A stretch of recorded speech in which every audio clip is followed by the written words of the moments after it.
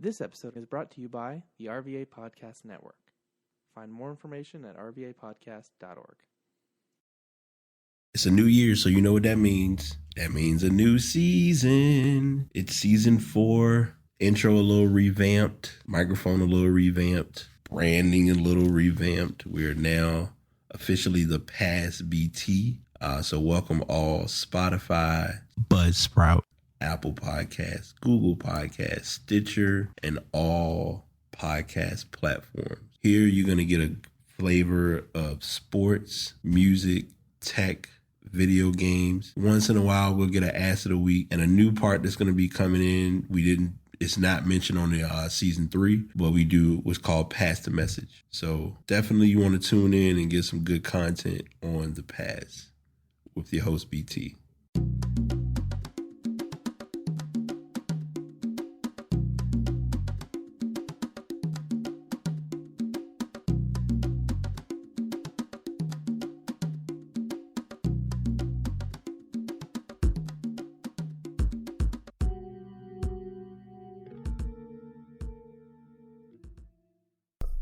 What is up? What's going on, y'all? Episode 286 of The Pass is here. I'm your host, BT. It feels like 2 weeks comes and goes, but when the next 2 week span comes, it's like a good moment. And today is a special moment for 2 reasons. Because one, I brought the table out of the room because I normally do podcasts from the bedroom, and that ain't really working because it's just me and a bunch of non-ruffling of noise and poor back support. But today I'm back in the gaming chair, and I actually got a special guest on who is new to you all and has known me at least 25 years, maybe. It's been a while. So, as my tradition with the show, I normally don't introduce people. I let them introduce themselves. And then if they give their mild introduction, then I introduce all the extra shit that they don't introduce. And this is already being clear and be made aware that this is an explicit podcast. So welcome to the show. You introduce yourself, kind sir. Wyatt T. Gunnaby Jr. I guess you could say I've been a mentor to BT. I call him BT. Right. So Boys and Girls Club, I was a team director back in the day. And Brian just... he's just been there ever since. Like, every time I look around the corner, it's BT. He just pops up at the hospital, at the pool hall. Yeah. Just walking down the street. So, you know, we formed this little bond, and it's just been real tight, and we just been politicking about a lot of different things. And I just said, like, yo, let's do this, man. Let's talk. Yeah. He was like, yo, you need to come do a podcast. And I don't know what to do. Old school now, I'm OG. So, but yeah, this should be fun. Yeah. It should be fun. So first of all, let's go ahead and get this off the table. This ain't even a question. This is a statement. Go ahead and let the guests know, because no one believes me when I tell. Because everybody always just think, okay, I do a podcast, but tell them I actually had one of, like, I won't say I had the best jumper, but I had one of the decent jumpers at the Boys and Girls Club. Yeah. Oh yeah, and they stay on them about it, and, and they know it was, because anytime you had that old crew come back together, they be like, BT, you remember when we was at the club? Here you go. Right, they coming back with this, I got a shot, and I'm like, it's gone. Everybody got that American dream, back in the day, let me give myself explanation about how I went. Yeah, the ball back in the day. Yeah, I was kind of like one of the few lefties that could hold my own. So, yeah, but oh yeah, you did shoot lefty. That's what gave me the most grief. Everybody hated that. Everybody always thought it was the infamous play him to his left, and I'm like, oh, cool. I guess I don't have a right hand. I'll show my skills that I learned from one of the greats. But are you lefty? Yeah. Well, so here's a fun fact. I am left-handed in everything except writing. In school, I was forced to write right-handed. So yeah, you like, that's what my wife said. Yeah. See, I'm left-handed. Right. So it wasn't that we were forced. It would let us write with our left hand, but they didn't have accommodations for right-handed people. Like, right. They have desks for right-handed people. I didn't see a left-handed desk until I got to college. Gotcha. So it's little stuff that and my dad was ambidextrous. Gotcha. So I do a lot of stuff with my right hand except for eat and write. Okay. So it's like the reverse, So fun fact, did you know that there's actually a left-handed store? No. One of our famous kids at the club, I won't give a name. I'll just say that they were a big Nuggets fan, big Carmelo fan. Uh-huh. She was a lefty. Tall. You know what I'm talking about. If I give more clues, she just actually store there? No. She doesn't have the store, but she was telling me that it's an actual store because she was left-handed. So yeah, it's just a coincidence that you bring that up. But yeah, so yeah, when it was on the show, like I said, he has a lot of like. When I tell you he's been a mentor, he's been like he's been the big brother I never expected. Oh, and by the way, before I forget, Baloo is in the background. He will be taking over the show from time to time. Fred may show up mid-show, so I may be giving a hello, what's up, to her when she comes in, but just getting all those disclaimers out of the way at the 5-minute mark. So yeah, you were definitely like the mentor of the big brother, and it's like anytime you would give me conversations or good tips, it was like I needed that. Like I needed to hear that, and I needed that wake up call because I think it was like when I looked at talking about school, I remember we was having that convo, and you saw me handle my earlier forms of school. Go through the IT battle, just like you said, being at my place of employment, I learned to keep names confidential. But yes, you did say hospital, which is safe because no one knows which one.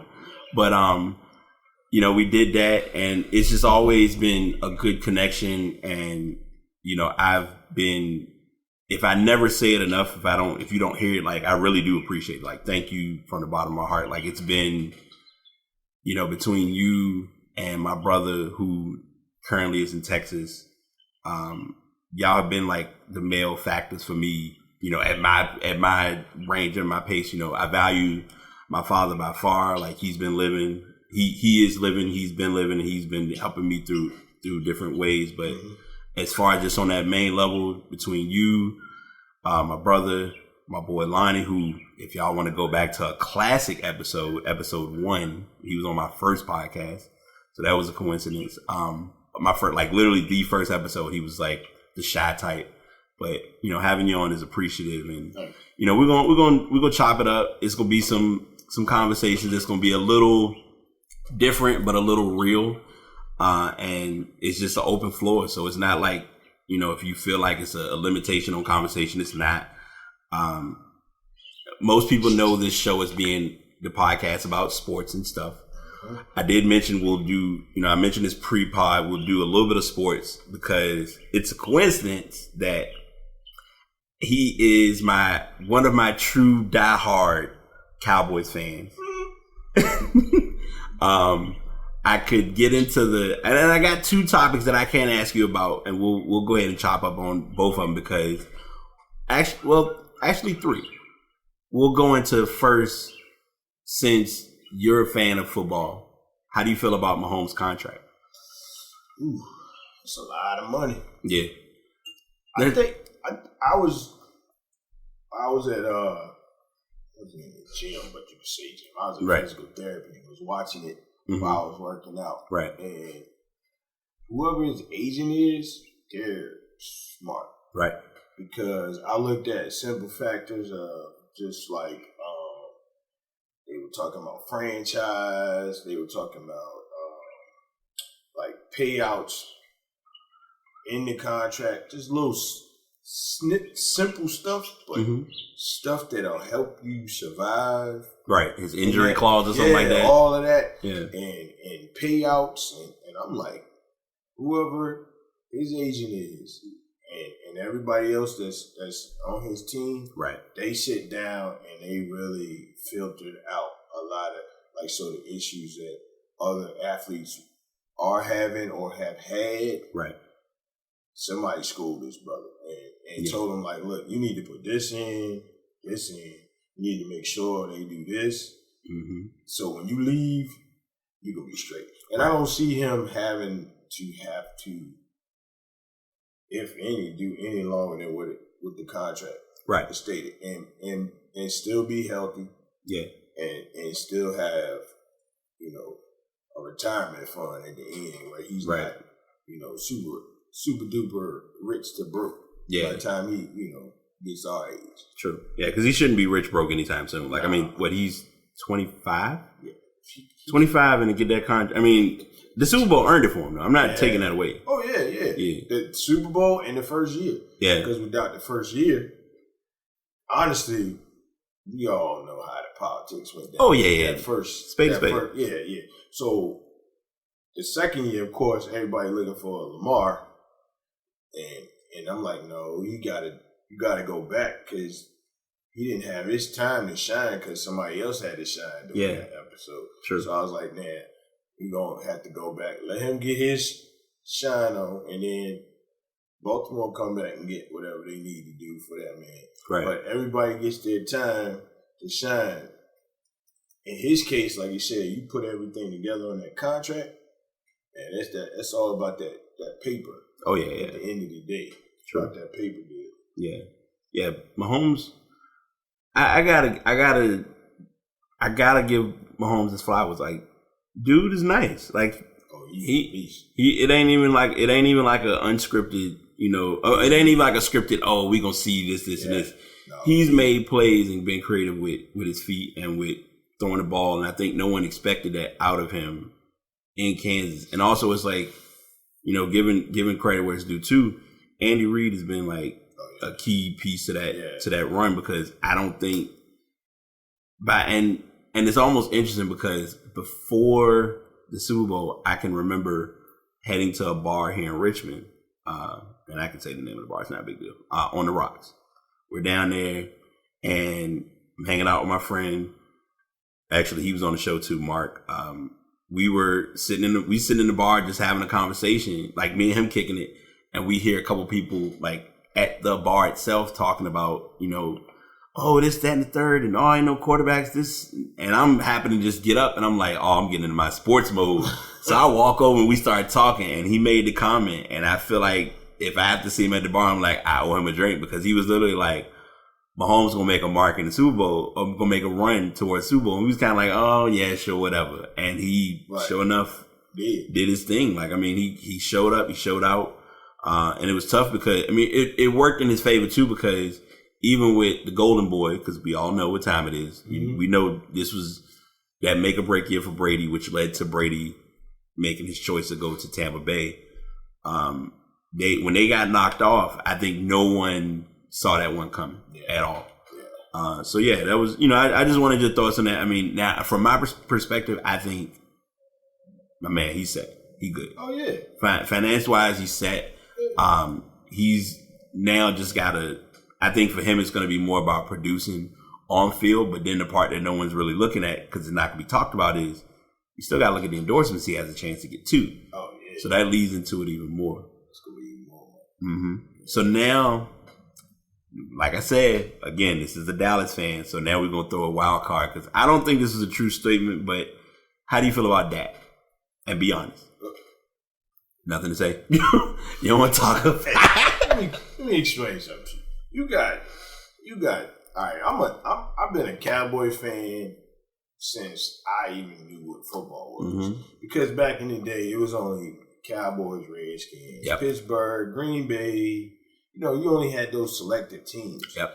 And it was like, my mom and I were Cowboy fans, so my dad was like, I guess I'm going to be a Redskin fan. Right. So that's how I went in our house. But then as the family got larger with the grandkid, because I'm the last, it's two sisters and me. Okay. So with all our kids and the grandkids and great-grandkids in our family, everybody made us, you either a Pittsburgh fan, you're a Cowboy fan, or you just a weirdo and you like somebody else out the ordinary. Yeah. Because of whatever choice you have. Right. Me, I like Dallas, but I'm not going to kill myself. I'm not getting into no bar fights. Yeah, no, I get it. I don't even think I got a thing around my license plate. I just found that like last year under the bed. But I'm not gonna tag my car that I like to see it. Yeah. I'm not paying. I don't have to have a blue, a navy blue, or a silver car. Like I'm not into it. Like I like it. I can't even tell you everybody on the team right now. Yeah. They change stuff up. But that, something wrong with it. I'm listening. Something wrong with it. Like, is it too soon? Do we need to say it? You want to pocket that? yeah, we better pocket him. All right. I better. Okay. I better chill on him. All right, because if it's, let me make sure I'm clear. Now, is this on his contract or is this on his comments? Both. Okay, all right. Because when I heard about the comments, I'm like, yeah. I'm like, but it's like not safe to make comments. And you play for the Cowboys, and the owner is. Yep. You know, spade to spade. No, I know. Yeah, you know, he pretty much probably down on the alphabet tree too. Yeah, he's. I mean, to call it without calling it, Dallas is the most expensive. I want to make sure I term this right because they're like the highest cost. Yeah, in sports, not just football. Sports, and I get it business wise, of course, but you know, as much as I love the Cowboys, I think right now with everything going on, I would probably be sitting if it was possible and we were able to sit in the locker room and we do. But I would probably be sitting there like, do I really want to play for this team? Right. It's like, no. It's like a lot of history behind it. Like, you know, and then you got to look at the owner like, Then you got to look at the area. It's Texas. Location. Yeah, location is important. So it's, you know, but I don't know what that brother. I got you. That's fair. I figured I was like, I'm gonna get a little info. I'm gonna at least get y'all something about it because I know what time it is, and I kind of dodge a lot of convo about him for various. Because I mean, like I said, before, you know, we were talking about this pre-pod. Like there are so many sport, even though it's like, oh, it's no sports, ain't nothing to talk about. I'm like, no, it's stories. But what do you want to, you know, what's worth really putting the surface? Yeah. Like I could, you know, I was sitting here. I think right before you got here, I found an article, had nothing to do with sports, but it was about, you know, a classic video game, NBA Jam. Now, you know, we think of NBA Jam, we know the arcade. Okay, cool, you go to the arcade, play it. Well, now, you know, they got the portable one that you can, well, not portable, but it's a smaller version you can set up in your house, and it's Wi-Fi. So you can play against people that have the system and can set up matches. Well, while you at home. Right. The difference of it, and I just bring it up temporarily because even though there's nothing really going on, the fact they're possibly thinking of making that an esports event, that's a big deal to me. Because anyone in their right mind doesn't really think of esports in that capacity, but it's like you could actually bring back the arcade game and give people a chance to compete against each other. And because some folks are finding workarounds, and I know this is like way off topic, but just looking at the fact that I can have the system set up, I can hook up a device to make it go from wireless to wired, hardwire into my router, and play against other people online, and it still be ran as like an actual tournament. And be safe. Yeah, and be safe. Right, exactly. Right. Yep. That's the main hit. Yeah. So flying all the way from Texas and getting the Dallas story, we'll get the other elephant out of the room early because I didn't know. I knew the extent of how serious this story was, but now having it become like, oh, it's happening, I'm shocked, but I'm glad. But it's like, here we are. So to give context, the Washington Redskins, most of their sponsors are like, hey, we ain't messing with y'all. Now, I didn't realize the extent of how bad they weren't messing with them until I saw FedEx pulling out was one thing because that's the sponsor of your team. Yeah, your field.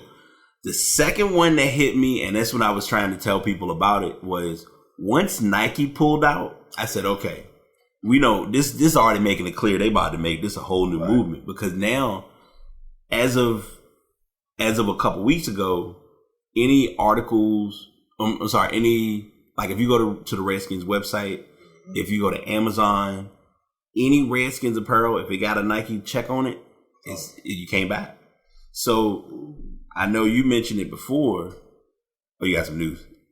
No, that was the news. I didn't know. Oh, you didn't know that? Nah, I didn't Yeah. know. So if you go to NFL.com and if you go to the Redskins site, it's not there. As well as, like I said, on Amazon and I would assume most resellers.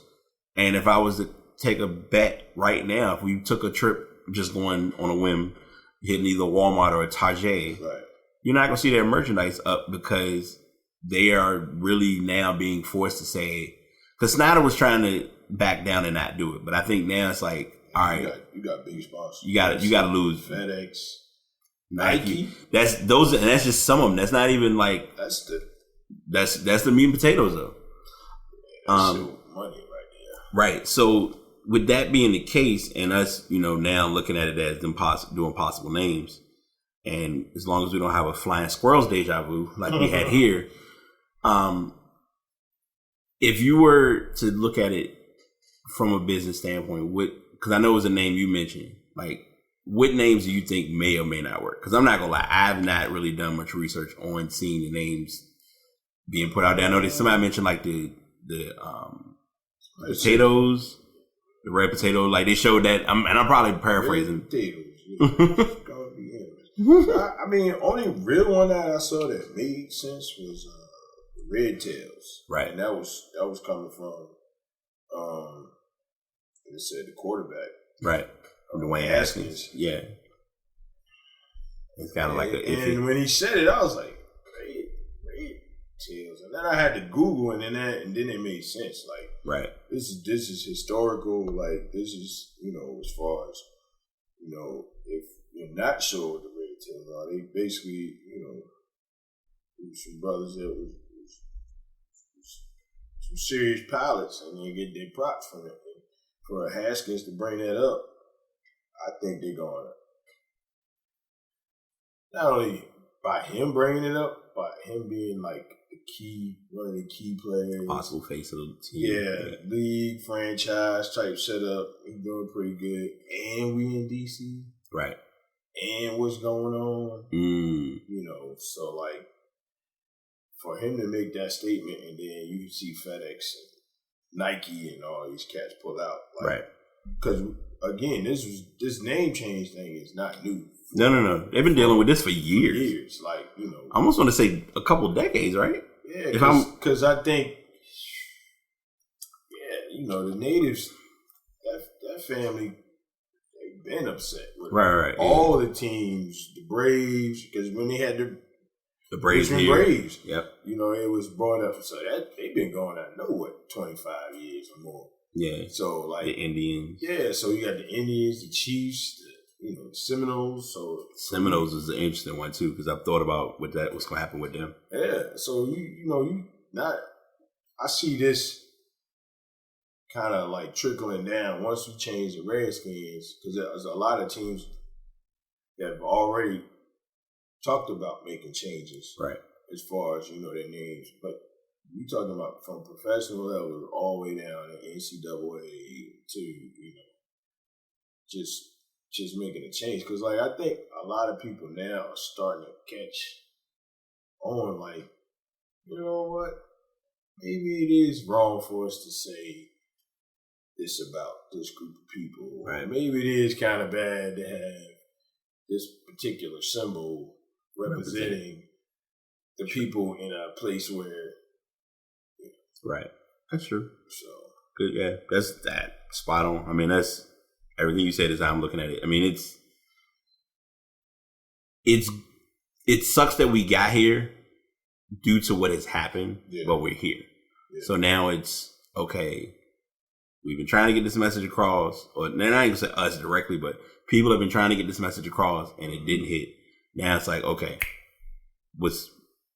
make a move. It's really bad that one particular person, I'm not going to say one person, because it was people before him, right? Before George, right?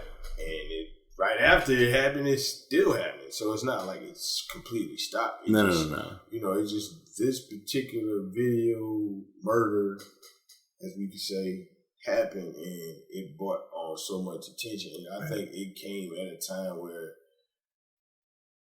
with COVID and all, people were just sitting around like, you know what?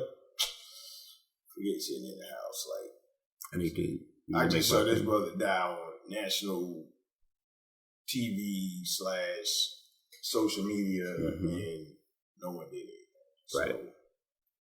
And we talked about this, and this is probably swear we it's on topic, off topic, but solid thought because it's interesting you bring that up because we talked about this before the show where you done video, and as you obviously we doing this now, I'm audio.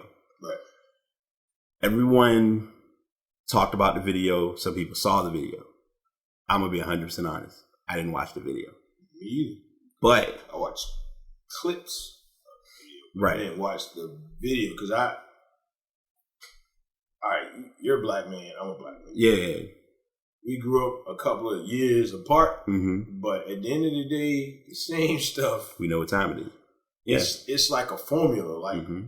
it's sad to say, but I actually remember teaching you guys stuff when we were at the Boys and Girls Club for survival. It was like, yo, when you go out, you know, this many of y'all, when we go on trips, when we used to do the trips, some of y'all gonna have to put some girls in your group. Yeah. Just so we don't have to worry about security coming and be like, well, we got a group of boys. And we didn't have too many Caucasians or Latino Hispanics in our group at the time. It was all us. So for me to have to think about what we went through or going through or been through, it's just like, dude, like, nah, I can't. And I've seen other black or minorities speak upon this, like, yo, I couldn't watch it because one part of that reminded me of when police officer put his knee on my neck or my back, or had me in handcuffs, or I got pulled over at 2-3 o'clock at night, right? And it's just me, and I'm like, uh-oh. Yeah. So it's like, I didn't watch it. I only watched certain parts of it because it came on and it was playing. This was at the beginning. And I just was like, whoa, that was deep. And like certain parts I wanted to see and hear because it was a topic. Like the part when he talked about he cried out for his mother. Yeah.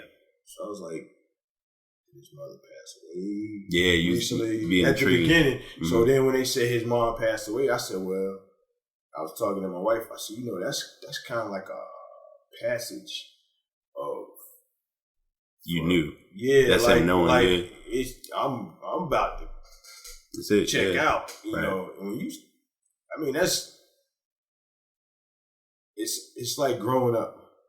Even though you're a man now, when you call out for your mom, you either in pain. It's something serious. Or it's something serious. Yeah. I mean, it's oh my God and mama. That's right. that, and, you know, and they go together hand in hand. Right. Know? So it's I didn't watch it. Yeah. I don't want to watch it. At some point, I'm gonna watch it years from now, maybe months from now. But it's just like I can't process stuff like that. No, I get it. Because I'll get into my mode. You'll there's an impact. Personal, my personal mode, and then I look at like if I'm talking to you or some other brothers, and then we just start talking, and before you know it, like, you know, we might be out there on Monument Ave too, right, going off. But it's just like certain. Only we understand what it's like to be what it's actually like, and that's the only way I can explain. You know what I'm saying? Because I can talk to you about, and I don't even have to finish the sentence. It's like you'll be like, yo, I remember. You'll flash back to something that happened to you or somebody you know in relations to all of this. Right. So it's like educating other people that are not black. Speak on it. Yes. It's that's all I can tell you. No, you said I can't explain it to you. No, it's like back in the day when I was in college, we used to wear this shirt, and it was like it's a black thing you wouldn't understand. And some people found out offensive. Right, but they misinterpreted. And then by me going to an HBC, that kind of stuff, they be like, "Oh, you just saying that because you go to a historical black school." I'm like, no, I'm saying it because I go to a historical black school and I'm black. Right. So it's like stuff you just don't understand. Just like I don't understand stuff that white people or Latinos or anybody other than what I am. I don't understand everything about women. Right. Fair. So I don't understand everything about police officers. Mm-hmm. I don't understand everything about race car drivers because that's not what I do. Right. You know what I'm saying? So it's like, but this I understand. Yeah, no, I do. And I can relate. You can relate. Yeah. And every other brother, I don't care if we on the other side of the world, under the world, on top of the world, you gonna get this somewhere along the line. And I think the part that really ticks me off is I grew up in an area that was full of history. And I did not learn about this because I'm from Farmville, right, Prince Edward County. I didn't learn about this until one day I'm like lollygagging in class at Virginia Union. Yeah. And the class was school law. And it came up about Brown versus the Board of Education, where they actually shut the school system down in Prince Edward County for like 6.5 to 7 years. Yeah. Until that was brought up in class, and I'm saying this is like, I graduated in 1990. Mm-hmm. I go to Virginia Union, and it's probably 91, 92 when this class pops up and says his information. And I'm like, right, I'm from Farmville. So everybody turned and looked and was like, what? I was like, yeah, I went to Prince Edward. They was like, what do you mean you went? Like, yo, I graduated from Prince Edward County. Yeah. All this stuff y'all talking about, like, I actually walked through the hallways of the school that was the high school at the time, and the one that they ended up moving into. And they was just like, all right, stop. Let's talk to you. Yeah. What's going on in your town? How do people reacting? Right. And I'm like, it's like the norm. But as I got older, and, you know, at that moment, like I said, I used to call my dad a lot. Like, yo, Pops, tell me what's...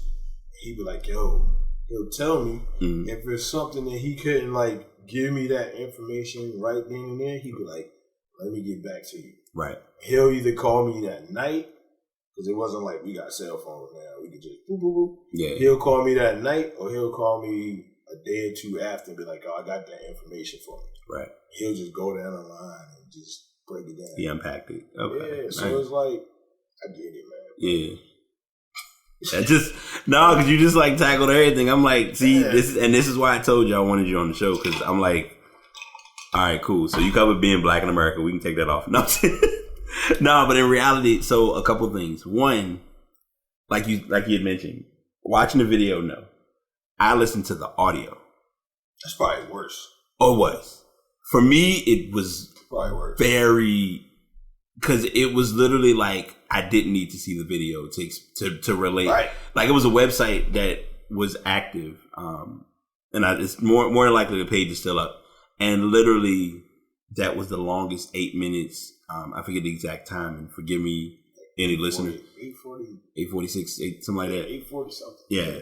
But I'm listening to it, and it's a timer counting down, but it was either counting up or counting down, and they're just giving you the quotes that are being said, and it's a black background, and I was like, I'm good. That's deep. Yeah. So I was like, okay. And I had a whole processing piece after that. I think that was when I began personally seeing my platform with this podcast change.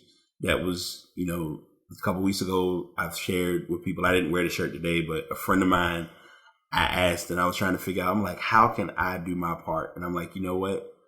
I'm going to find a design theme, and it's a theme that I'm still working to get done, which is I blank for blank. So the first shirt that I got made says I create for George Floyd, and I put my brand under it. Okay. The next one I want to do is likely going to be I podcast for Breonna Taylor. Like I want to point out those things. So Yeah, so, make it all personal. So it was interesting, looking at it in that aspect. So that's one part. The being black, being profile, it's a view that's very interesting in having those conversations, because you can have the right conversation, but you also know if you say it in a different manner, it's a whole different thing.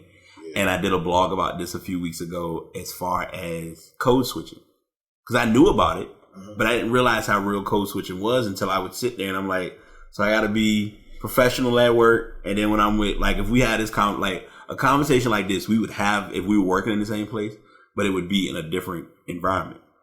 Like, I even brought up so there were a couple techs who came in, and Fred just walked in, so we'll get that audio clipped and adjusted. Fred, Venable Fred. Hey, Fred. She's we planning to research Twin Talk at some point to be determined. So we were having a conversation at work, and one of the techs, white tech, he has a tattoo on his, below the elbow. And he was like, yeah, I got these tattoos, da da da da. And so one of the other techs comes along, and I said, and we're having this general convo, and I said, well, I'm gonna be real. I'm looking to get in the IT field. So in the IT field, it's a little different. You can't just roll up and say, hey, I'm gonna wear it, I'm gonna be me. Yeah. Like, you gotta be thoughtful of what you wear. And so this other tech who comes along, he's like, well, why can't you do that? Thought about it, didn't delay. I said, because I'm black. And he just looked at me and was kind of like, I told you. He didn't know what to say. And we so free with it, like, and I get it, because it's just certain things we can't do at the beginning, coming in the door, that other people can get away with it. And that tattoo thing, that was the same as when I had my locks. Right. Oh, yeah. You know what I'm saying? Yep, I remember. My dad used to say, man, and I was just like adamant about not cutting my hair, because I'm saying to myself, if I can't get accepted, and I said I'm not nasty, I'm not dirty, my hair 95% of the time doesn't smell. Summertime is a little different. Yes, a little control. It's not like what people consider being gross. Right. Like, I wasn't like that. My stuff was manicured. It was, my wife does it. So she wasn't going to let me out the house. She's a licensed cosmetologist. No doubt. She wasn't going to let me out the house looking crazy. Plus, I represented her. But I was also letting my dad know, like, this is part of me. It's like my finger. So if I cut this finger off, and somebody like, oh, well, we can't have people in here with 9 fingers. You know what I'm saying? It's like, well, why not? Like, my fingers on, like, you don't even see my hands. Like, this is my problem. Yeah. Like, but I get it. But so when you said that, because I used to say, oh, this is a black thing. And I had white friends, black friends. I'm like, well, why are you, you can't do this because you're black. Point blank. Like, and it shouldn't be like that, but that's how it is. I worked in corporate world before, and I've walked in job interviews and job sessions, and they were like, dude, you overdressed. I gotta carry myself to a higher standard. I got shirt, tie, Oxford shirt, a tie on, $80. You coming in like the #1 draft pick. Yeah, loafers. And they were like, dude, we wear polo shirts and khakis and some soft, comfortable shoes. And I'm like, okay, well, I'm still wearing this shirt and tie tomorrow, because I don't know if the big boss gonna come in here and be like, what are you doing? Yeah, true. And then the big boss came in and was like, why? I want you to be comfortable. I'm like, but Mr. Bill, don't call me Mr. Yeah, call me Bill. I'm like, see, that's another thing. So now I got 1,000 polo shirts. You got a line, I'm with it. 15 pair of khakis in 20 different colors. I went through that phase at PFG. I had to learn that for corporate. I ain't gonna lie. But I get it. But see, that was one of the things we were talking about. It's just certain things people don't understand. Right. You know what I'm saying? It's like another prime example. When we was talking about stuff that I would explain to you guys at the club. Yeah. It's just males. We used to have that male talk. The guy talk, Yeah, the guy talk. But it was other stuff like, when we was in college, say for instance, if we was leaving Virginia, going to New York, the people that live in New York basically break it down to us like, yo, we gotta leave at this time. We gotta have this many people in the car. Right. And this is the percentage of males to females.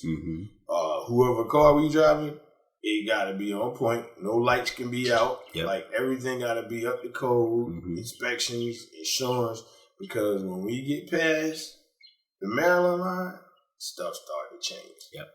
So I ended up reading this sample of this book. I can't think of the actual name, but it was to help people back in the 50s and 60s.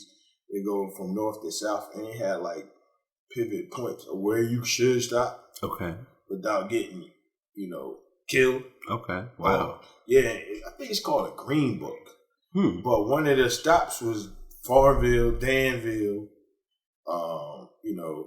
These stops were just so that people would know where to go.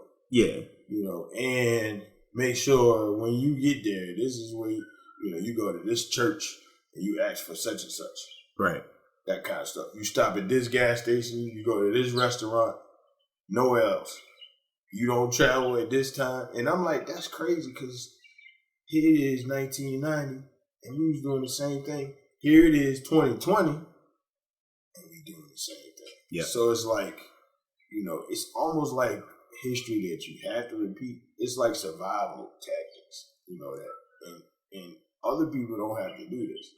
We do. That is interesting. You get what I'm saying? No, I do. Somebody, no, I had a moment because I'm looking at my phone. Somebody sent me an image cover from the Green Book. See? It's a green cover book? and it's got like black.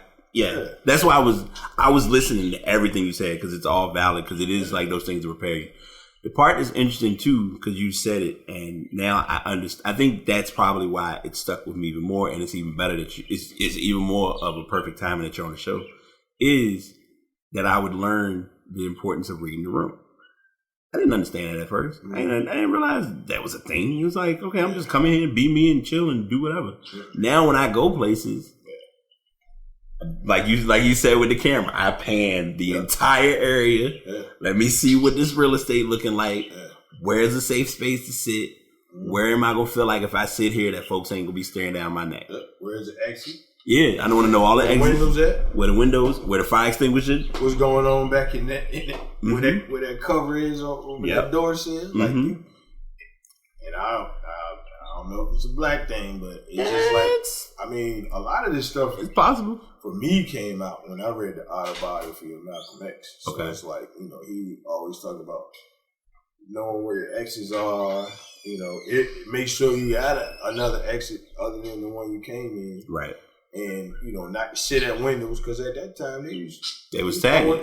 They was throwing bombs through windows and shooting up places. And then, like, you kind of got to put that in your survival bag because it's like, it's almost like us now when the cops pull you over, man.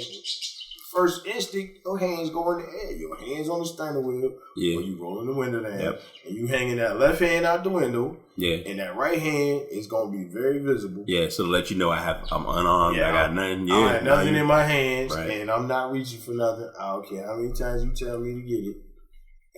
And that's just how it is. It was a profile conversation because I had to get that through to somebody about a friend of mine was like, you wouldn't want to have you don't see the purpose of having a gun? I was like, okay, so I'm going to say this to you in the nicest way possible. Black man. And she didn't get it at first, but then when she called me and I unpacked it and broke it down to her, she was like, okay, I get it. And I also know why those who are black men who have them, why they're having it concealed, because if you're doing a business and a certain factor, I 100% get it. But just me and an everyday just needed to have, it's about the preference or it's the option. See, we'll be on this topic for the whole time. And it's weird that you said about guns because I watch Us. All right, so in Virginia you gotta have a permit. Yep. Conceal, you gotta have a permit. Non-conceal, you gotta have a permit. Right. You gotta permit to have a gun. I be watching cats that have guns, and they got the non-concealed, Mm-hmm. obviously, because they can't conceal it. 'Cause Right. Me personally, being See, black, yeah. I'm not gonna let you know that I have a weapon. You should not. That should not be the intention. It's like I can't let you know I have a gun because This can turn into a whole different situation. Depending on who you are, where you're at, is going to determine on how people react. I do it. Right. So. Oh, Mia. Yeah, that's Mia. So, Mia's gonna check you out. I mean, when I go into Target and I see a 20-year-old brother with a gun on his hip, mm-hmm. the first thing that comes to my mind is when I was 20 years old, I did not need a gun on my hip and no targets. What are you know what I'm saying? buying? Like, what are you buying that you need to come in here with a gun? By yourself? I mean, was he? I'm sorry. Was he by himself? Yeah. I'm like, all right, what are you doing when you feel like you need a gun? Right. So all these things are running through my head, and I'm like, I know me. Right. I didn't need a gun at 20. I grew up with guns. I mean, around guns. I'm from the country, so that wasn't a big deal. Like, yeah. You had cats that they got this at this age. You got a BB gun, and they went up to a 22 rifle, and then they got the semi-automatic. Right. I don't hunt. Yeah. You're not So, gaming in that level of gaming. Let me make sure I'm clear. Yeah, and then when I did get of age to get a gun, all we did was shoot Stuff in the backyard. Yeah. It was like we wasn't fascinated over carrying the weapons around in our vehicles and on our person. Right. But it's just like to the point, like I get it now. Mm-hmm. Like some days it's like I need it, like for my business. Right. Because of where I'm at. Right. For safety. Yes. But knowing me. Yeah. And my safety. It's like, to give a reference, since y'all aren't seeing video, because he showed me the injury he had, and I had to literally text him and say, "Yo, you gonna be okay for the show today?" I was like, I ain't even cutting grass. Like, we gonna run this. Like, no grass cutting, period.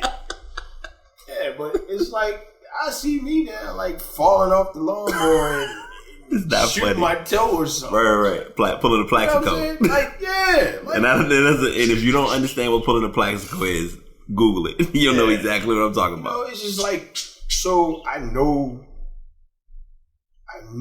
how to be safe to a point, but then I know me. Right. So like I said, I haven't had a weapon this long, probably over 30-some years. Like I said, I have a gun. I don't even know where it's at. Yeah. It's at my mom's house. Right. Yeah. Locked up in the basement. Mm-hmm.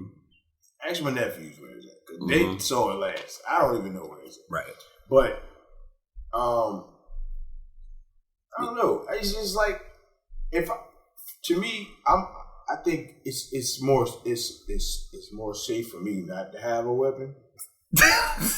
I'm laughing because you know what I'm saying? Because if I haven't had one at this point, and I've been staying safe and secure, and as far as protecting my family, because I hear a lot, I gotta protect my family and blah blah blah, and I'm like, yeah, but dude, you're not like the most cordial person to be walking around here with a gun. Yeah, you know what I'm saying. If you're gonna protect, it needs to be in the house for protection. And I get it. But you talking about getting 5 and 6 guns and making sure, I'm like, nah, because it don't always turn out the way you plan. Like you plan to do certain things, but the plan don't always work out. My wife always wanted me to take her to the gun range, and I was like, no. She was like, no, why? And I'm like, because. No, I'm not. Yeah, I'm not gonna teach you how to be a professional shooter, right? Or get because you're gonna like it. Something you like, you're gonna do it well. No, yeah, I know you. Right. I need you to be a sharpshooter around me. I feel you. You know, so we've So many conversations just happened. Crazy. All right, so I got a few. So now this is 2% because I always like to get, and this is one of my fun conversations because you're the first teacher I've had on the podcast. But this is a fun question to ask because it is a question that I don't think anyone can prepare for. Well, one, in the context sense, this is the teaching section. It's gonna be real brief because it's just something that I am very intrigued by. As Baloo gets a little extra, which is fine. So, if you recall, we'll go back. This is a brief timeline paint. Go back to 96, 97. I was a 9th grader. They brought out these nice little annoying books known as SOLs. Oh yeah, I just started teaching. And you probably went through this exact thing that I'm about to ask about because a lot of my classmates graduated, went on and became teachers, and it was something I've thought of and I mentally thought of asking, but I never did. But now, like asking you, it's an interesting thing to look at. With doing SOLs, you're limited to creativity. Does that does that help or hinder how you approach what information to give students? Because you got to look at it. I'm looking at it as, is it beneficial in helping them on the plateau of, I'm preparing you for the next level or the next grade? Or is it, I got to give you 10.3.4 of this math SOL because I need you to get this passed so we can stay accredited? I know that's like an unpacked question, but it's when you said it, I realized it. So I started teaching when you started taking SOLs. Okay. I literally started teaching August 96. Believe it or not, in Prince Edward County. I went back to my home school, literally taught in the same building. I taught 4th grade. I went to 4th grade in the same building. Right. Like, this was probably at the time the newest part of the building. Yeah. But long story short, I was at the time, I had 4th grade. So during the time when the SOLs originally came out, it was 3rd grade, 5th grade, 8th grade. Right. That only tested. Now, during that time, it wasn't as bad as I would say now. Right. Because only people that really got the stress, but I won't even say the only people. So technically the 3rd grade teachers, the 5th grade teachers, and the 8th grade teachers actually had to do the process of what all of the teachers or educators are doing now, as far as prepping the students for the test. Okay.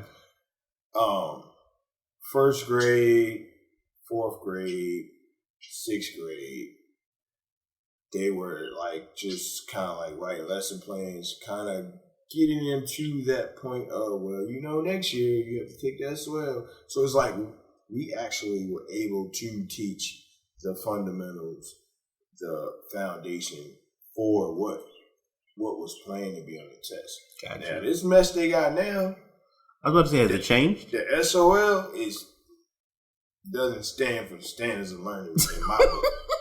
So you go figure that part.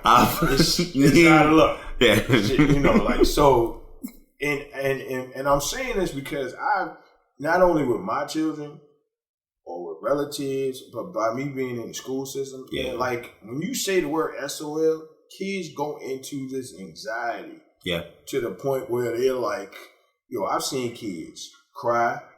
I've seen kids have anxiety attacks. I've seen kids literally get sick during SOL testing time. I've had kids behavior change from the time we're taking the SOL. As soon as we finish the SOL, it's like, well, who are you? They relax and calm. Like, who are you? Like, what happened? You on your medicine now? Right. But it's to the point now. It was an assessment tool. Yeah. When it started in 96. Okay. To kind of, like you mentioned earlier about, kind of figure out are the 3rd graders going to be on point by 5th grade, and they did 3rd, 5th, and 8th because 3rd grade you're pretty much at the early early parts of education. I would say like pre-kindergarten, kindergarten. You're starting to learn and figure out how things work. Right. So we need to test you to see if you got that foundation part. Okay. From after 3rd grade to 5th grade, where you're about to go into middle school. Mm-hmm. So we need to see if you're been prepared to go into the next phase of the second phase of, I guess you say 3rd phase of education. Right. But you're going into middle school. Are you prepared? Then once you get to the 8th grade, then we teach you everything necessary for you to go on to high school. Okay. Now, it's not even about are you equipped for middle, elementary, high school. It's like, all right, we need to get you from A to B because we need this funding. Right. SOL is all about funding and getting certified. Yep. And it's to the point now you got people losing money, losing jobs, doing illegal stuff. Right. Look what happened in Atlanta. You had Right. that whole district trying to focus on like how can we get all our kids to pass this test so we can be fully accredited. Mm-hmm. Now you got all these educators locked up off some dummies. Right. It's dumb, and I say it's dumb, but at the same token, sometimes you're trapped into it. I've seen people ask, "Can you do this or this?" Nope. It's all right. Yeah, can you go in this room and watch? Nope. Yeah. I've been a tester. I've been a proctor. I've never did an examiner part, but no, it's just it's to the point. I actually backed out of teaching. You remember I took that phase? Yeah. And I did 11 years of mental health. Right. I was because it actually helped me to get to that next phase of going back into education. True.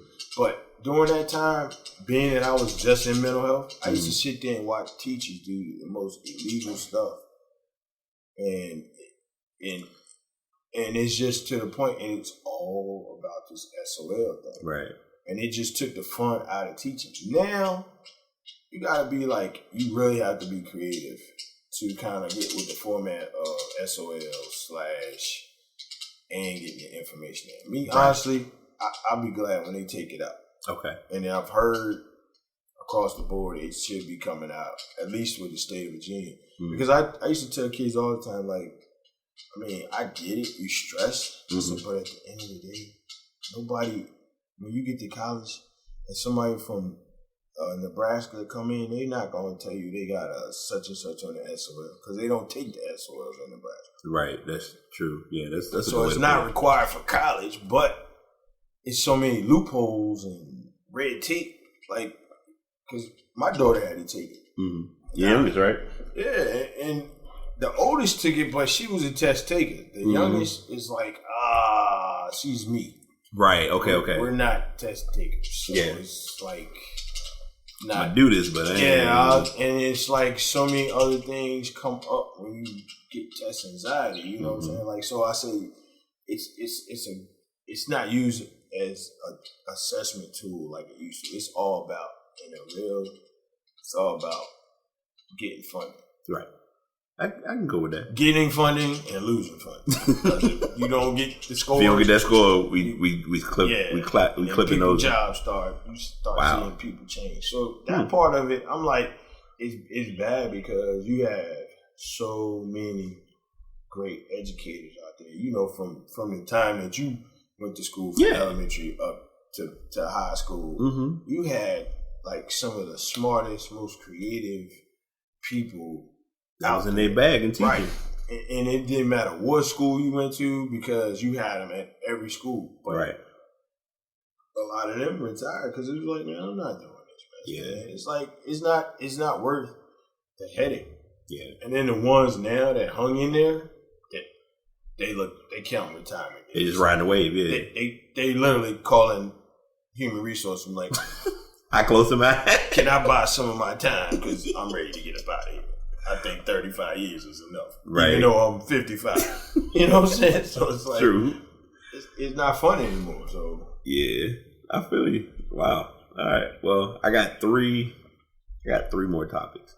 We've already, and I had 4, but we've talked about being black in America. That was a whole discussion. But it was, and let me be clear. I'm not laughing at enlightenment. I'm laughing it out because it's like, I literally can relate to a lot. Yeah, because I'm sitting here because, like you said, like our relationship as far as, you know, being big bro, and it's like, it's times that you've helped me and times I've helped you, and it's been like, okay, I value what's being shared. So that's why I was just like a coincidence of just like, okay, well, that's been covered. Tying it into teaching a little bit, since you are a teacher, as best as you can, if you want to share, if you don't, that's fine.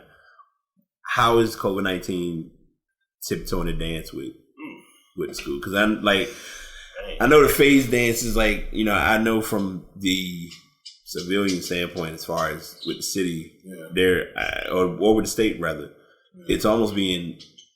I just look at it as they're saying we're in phase 3. I'm like, I don't think it's the last phase, but that's another story.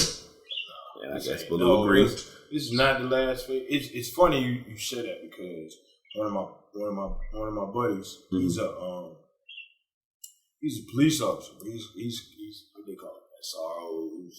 Okay. But he's basically a resource officer. Yeah. And he's not a street cop when he comes in. He's literally like staff. Like he comes in, and that was one of the things for Richmond Public Schools. There was a conflict, Yeah, they were talking about taking him out because of all this stuff with you know, what's going on. Mm-hmm. You know, with the police doing this. And I've been in scenarios, and I'm saying, like, yo, if it wasn't for this resource officer here, they could have got back. Right. So we were talking this morning. I was checking on him. You know, and it was an action. I was like, yo, so they taking you out of the schools? He was like, yeah. He said, yo, we might be out. And I was like, yo, that's gonna be ugly. Because I'm on the high school level. Yeah. You know, having one in the elementary school, it's still a coincidence you teach at my alma mater. But when that's like ironic that happened like right after I graduated. So I was asking him, and then he was like, yo, on the for real, he was like, some of us don't want to be in the school. Really? Because they haven't. I just told him, I said, as far as I know, I haven't received any emails or any surveys other than being a parent of how do you feel about coming back to work? Yeah. Do you think it's better for you to come back for a week at a time or 2 days a week? Nobody's that I know of.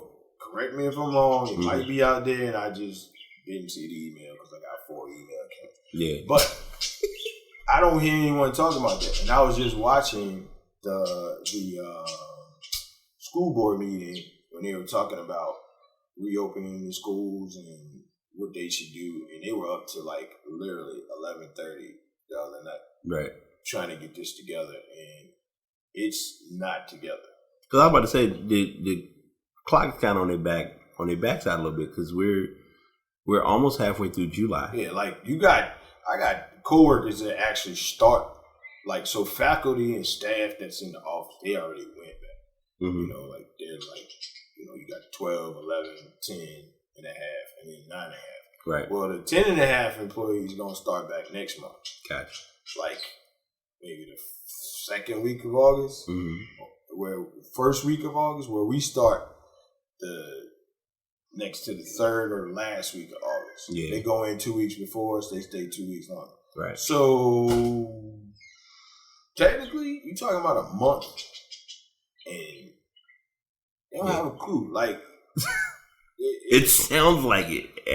And my man I was asking him, and he was like, a lot of officers that's doing this as resource officers, they don't want to go into, all right, so what they're doing now as a police officer, they feel it's safer than going back into the school with a larger group of people.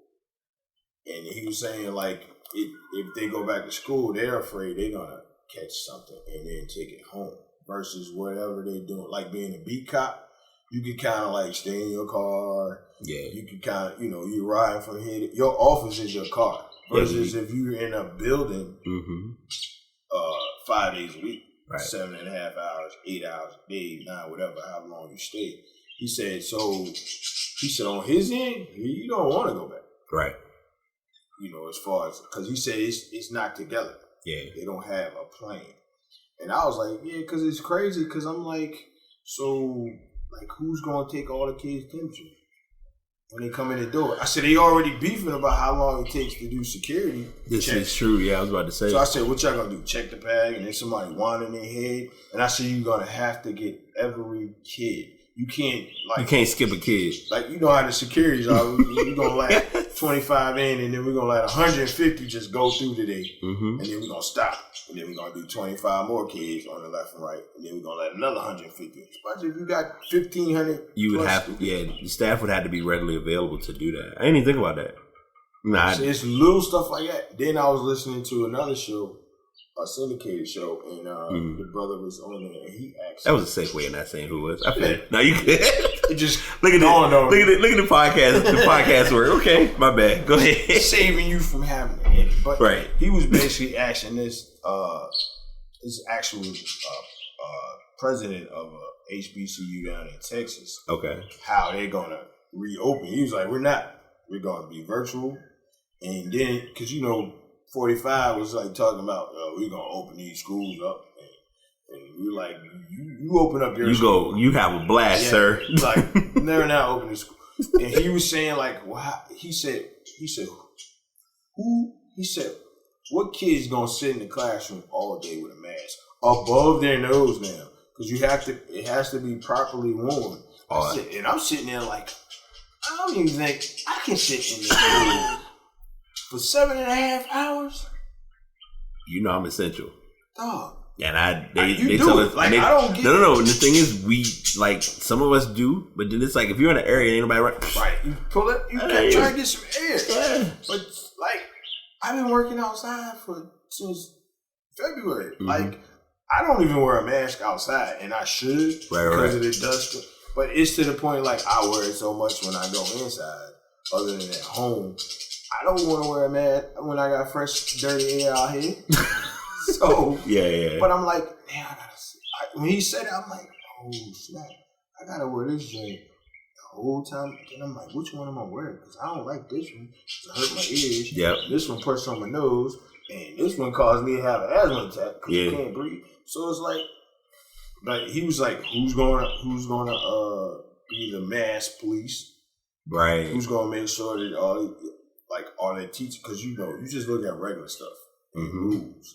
This teacher might have a health issue, and they may not be comfortable wearing about that. And they said Richmond Public Schools got a lot of older teachers compared to like Chesterfield, Hanover, and Rico. No fight on that, yeah. So they already saying these old teachers talking about no, virtual. It's not gonna happen. Give me that laptop. It's not gonna happen. Yeah. It's too many factors. They're talking about the social skills for kids. Now, mind you, I did mental health, so I get the social thing. Right. But I also listened to somebody else, and they made a valid point. Let's do virtual. And if you want to get the social skill aspect out, take your kids to the park. Call somebody up and be like, yo, I need set up a play date, or we going up to the club with our mask and sanitizers, and we're going to get in an hour or 2 hours, just like y'all did. Right. You just got to wear your mask. Wear your mask, yeah. And you got to be safe about it, and then we got to clean up. That's social skills. So let's not use it as an excuse, like the kids don't have an option. These kids on these phones, and they already doing virtual. But everything that they ain't got no business doing already. So I get the human connection, but don't make that as an excuse to saying like we need to start rush us back in. Because at the end of the day, you gotta look at the cafeteria worker. You ain't think about that. Nah. Granted, the cafeteria worker don't even have to see the kids. They can make bag lunches, and kids get we did it at the other school I was at. They don't even have to come in there. Yeah. We taking them to the classroom, and we dropping off 30 at the door. Right. And we going in 45. How many you got? So, but drop them jumps right at the yeah. door. So, but you looking at those, then you got social workers, and you got other people that come in from outside agencies. That see, the school is not just teachers and students, Faculty. and the faculty is outside agencies and people that's coming in to help with what's inside of the schools, you know, with the students. I mean, like I said, you got social workers coming in. I'm just trying to think if they got to do clean out. Like you'd have to have somebody practically cleaning out, like cleaning up, not just your janitors, but like an actual business would have to be coming in cleaning. Professional cleaners. I have family members and friends that actually they're in the cleaning business. And one of my boys, he said he's just loving it because I'm about to say he probably got locked into mad contracts right now. He said he didn't know that he would ever get to this point and just blossom, because he was like, everybody wants their building cleaned. Oh yeah. And he said, I did the certification, so like I can say like I got certified in COVID-19 certification, blah blah blah, and I know how to properly sanitize your building. Gotcha. This is the products we use, and it makes people not only it's safe, but it also makes people feel safe versus you coming out there with a bottle of Lysol and some Clorox wipes and talking about, all right, you gotta clean your own area. Right. You know but it's a lot of factors into it that I don't think they're looking at right now. They're more focused on is the child getting a proper knowledge being at home, and they always use the at-risk, or let's be real, they always looking at just call it spade a spade. They always looking at us, the kids, the parents that live in the hood. Oh, they don't have no internet. They got a phone, use a hotspot. Like, they make up more excuses for kids. Granted, it's a lot of kids that's not living in the projects or in the poverty area that don't have the same stuff. Right. Because when they were passing out the laptops and the hotspots, it wasn't just us out there. Everybody. It was everyone. Yeah.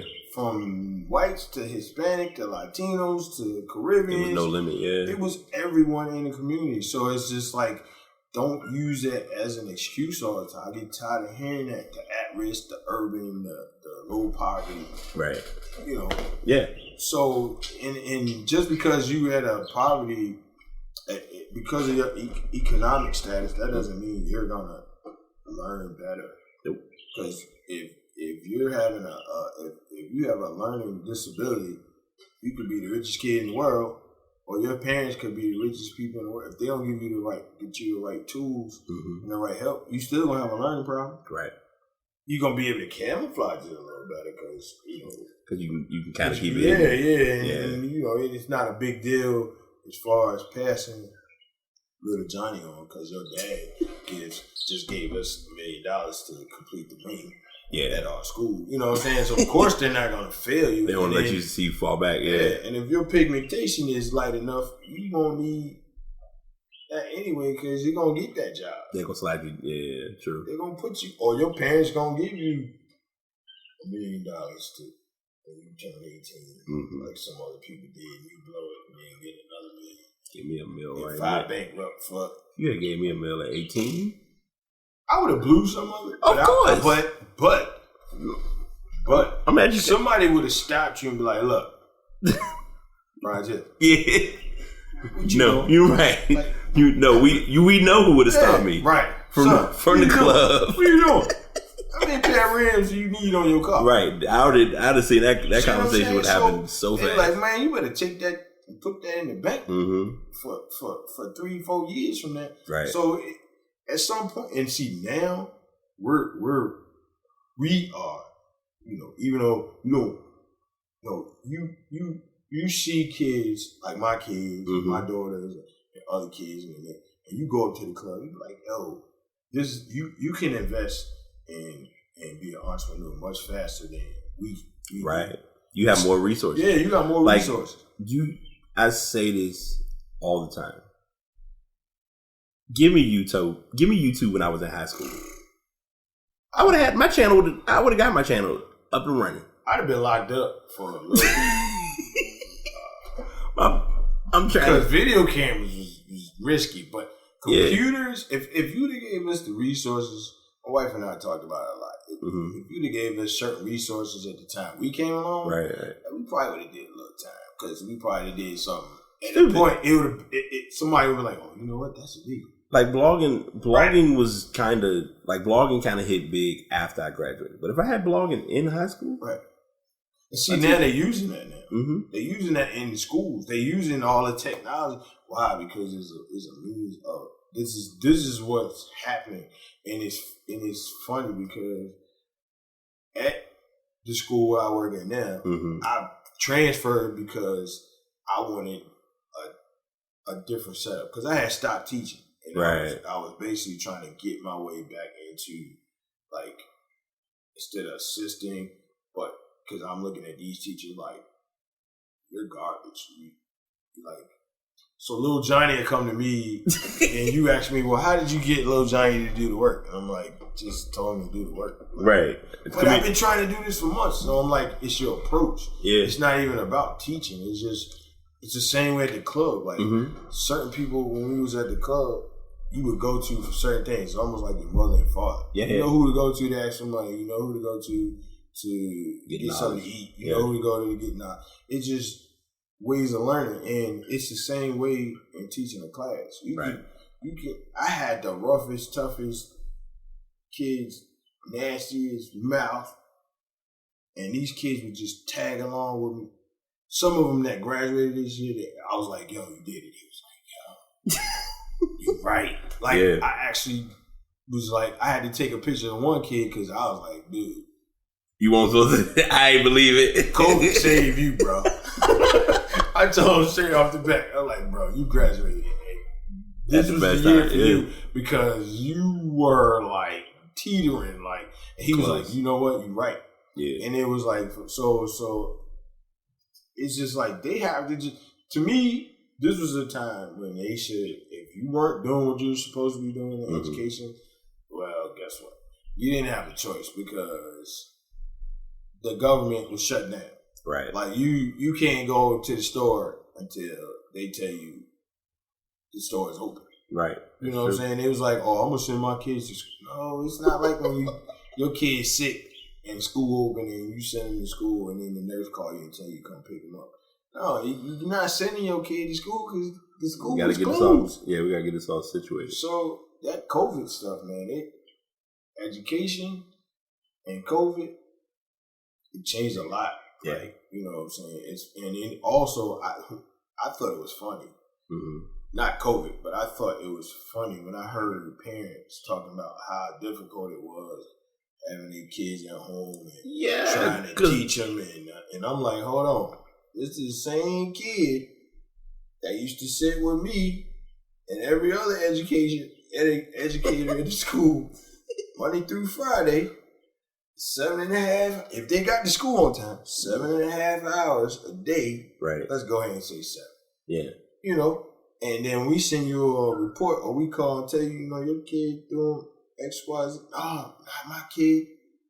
But now you at home with them. You getting it in 8K. Right. Like you getting it live. Like you getting it from 24 hours a day. Sun up to sundown, yeah. You can't escape it. Like, and you can't figure out what. And then you had a lot of parents, oh, I'm so sorry, I appreciate everything you did. Like, I don't see how y'all do it. Yeah, humble them and then allow a lot of parents, if you were actually, you know, you got good parents, you got bad parents. Okay, I mean, books you write, everybody gonna experience life different. Of course. As being a parent. Yeah. So, but the parents that actually did nothing at all with your kids, if you having a struggle with your kids now, good, because you should have dealt with it. You know what I'm saying? You should have dealt with it a long time ago versus saying, well, that's your job. Okay, well, now your job is to be a parent. Right. Now, if you need some help, you just email Mr. So-and-so and we'll see if we can get you some resources because everything will come right to that little computer of yours that we just gave you with a hotspot. Yeah. So it's like some stuff, like it wasn't a big deal in our house. You know what I'm saying? My daughter went whatever room she was in. We had about 3-4 laptops in the house. We found laptops. That's how right, yeah. We just making sure everything was up to date. Added some stuff to a few laptops, and it was just like you look around and everybody was online doing something. So it wasn't. It was kind of good because this is probably the first time we had everybody at home, right, all day, versus spring break, winter break, a couple of days, a couple of weeks in the summer, months in the summer. But it's people gotta realize like stuff changes for a reason, of course. But sometimes it has to change like ASAP. Yes. Like it's been going on too long. It's just time to do some cleanup. Right. And COVID did clean up indirectly. I don't care how you want to put it. Whether you wanted it to clean up or not, it wasn't happened. A choice. It was like, and then there's a lot of people still out here that's lax. And they really think like this. This ain't a big deal. I seen a older lady. She was black, and we was at the gas station, and she was basically there was a glove on the ground. Somebody had dropped the glove. Right. So it was a white couple in front of her, and I was to the left of her. Right. And she was like, "Did you drop the glove?" He was like, "Oh no." He was like, he had this look like, "Oh no, not even if it was mine, I'm not picking it up." This was when we was like right in the middle. In the peak not point. Even we wasn't even out the first days. Like we was just, people was like out just because they couldn't take it anymore. Cabin fever. Yeah. So mind you, I'm out. I got a mask on. This lady got a mask on, gloves. This white couple, they just shorts and sunglasses. Free squirrel, no mask. Getting ready to go to the dump. Yeah. And I'm looking at them. So the guy was like, nah, that's not mine. He had this look like, if it was, I'm not picking it up. But you don't have no safety. You don't even have a mask on. Right. Gloves, I get it. But then for you, and then he makes the comment, well, I don't believe that stuff is real. The conspiracy theories. Yeah, and I looked at him like, damn, you must not have watched all them people dying up north, and you must not have seen how many people perished over there at that nursing home down there on the north side, right? And still going, and so I'm saying all this stuff in my head, and the lady was like, "It's real," because she was like, 3 of my family members died in the last month. Wow! And she was like, "It's real," and dude kind of like looked at his wife like, "Oh snap!" Like, maybe wow. I need to go get him. Like, maybe I need, because that's just it's just, you just got these people out there, they listen to the wrong people. Or they listen to themselves and don't. Yeah, and they think they're invincible. Right. And it's black, it's white, but it's just people, and I just be looking at them like, you stupid. Like, and then don't come crying to me talking about you sick. Yeah. After we, like I give props to the governor here in Virginia. Yeah, he's rocking his doctor. Yeah. So if I don't know about any of the other 49 states in the United States. Right. I don't think they have doctors as governors. Yeah. But he's a medical doctor. He's a pediatrician, but he's a medical doctor. This brother's sitting here telling you exactly what he gonna get all of. Yeah, he can top notch. He's sniping with CDC easily because because he's a doctor. Right. He's getting more information than the president off the top. He's telling you exactly what's going on, what you should not be doing. Right. And then you got people telling, man, I'm not wearing no mask because that's my right. It is your right to wear a mask, but because I like to live and breathe on my own, I want you to wear the mask. How about that? Yeah. Because they thinking they're selfish. Oh yeah, 100%. You know what I'm saying? When you start talking about it's my right, all right, it's your right. Yeah. It's your right to cough without covering your mouth. But at the end of the day, is it effective when you cough and you don't cover your mouth. Yeah, if you're in a room by yourself, or you in the car by yourself for like 5 hours, okay. That's the whole. But you got 25 people in the room with you, or you got 5 other people in the car, and you coughing and sneezing. And yeah. They're going to look at you like, come on, man. Yeah. Let me out. Right. That's so spot on. And it's an ironic thing because everything like, so Fred who came in earlier, we both are essential. I just use that term, and it's you run with it as you will. We both like she has a very key role. My role is I tell anybody I'm in ground zero. Like I don't even tell like all day. Yeah, I'm in the trenches, and it's and I don't treat it mildly. Like even when I talk with folks and I tell them, I'm like, look, you do what you do, but you gotta be sure to like take this serious because this is definitely not something to be taken lightly. It's on worse days, man. Back in the day, right? Because and see for us, and this is something you gotta look at too. We're getting it in a much more up to the minute coverage because let's say we stop recording right now, I turn on that TV, I can go to CNN right now, and they're gonna literally tell me how many cases are going on globally, how many cases are going on in the U.S. You don't like the information is happening right before us, and it's even worse because, like I was telling somebody this morning, we still aren't getting all the stats because some people haven't even been tested. Exactly. So and different states test different ways. Yes, and they're getting it back at different times. Like one state, I think one area in Texas last week, they were saying like you could just because of the area, like you could just go to this joint, ride up, get tested, and you could get it right there. Right. But it was a smaller town in Texas where if you went 50 miles away, you got people lined up for 3 miles. Lined up like they in Chick-fil-A, Yeah, like waiting to get tested for like 7-8 hours. And then it takes what? Couple of days, couple of weeks. Right. So yeah, it's the demand and the supply, but yeah, it's definitely, like you said, it's definitely something that we shouldn't take lightly. All right, so we are at our 125. I got 2 more topics, and you can run with these. One is gonna be simple because actually, you know what? I'm gonna do this backwards. If we was to ride with Venable in the Whip, what's his go-to music right now?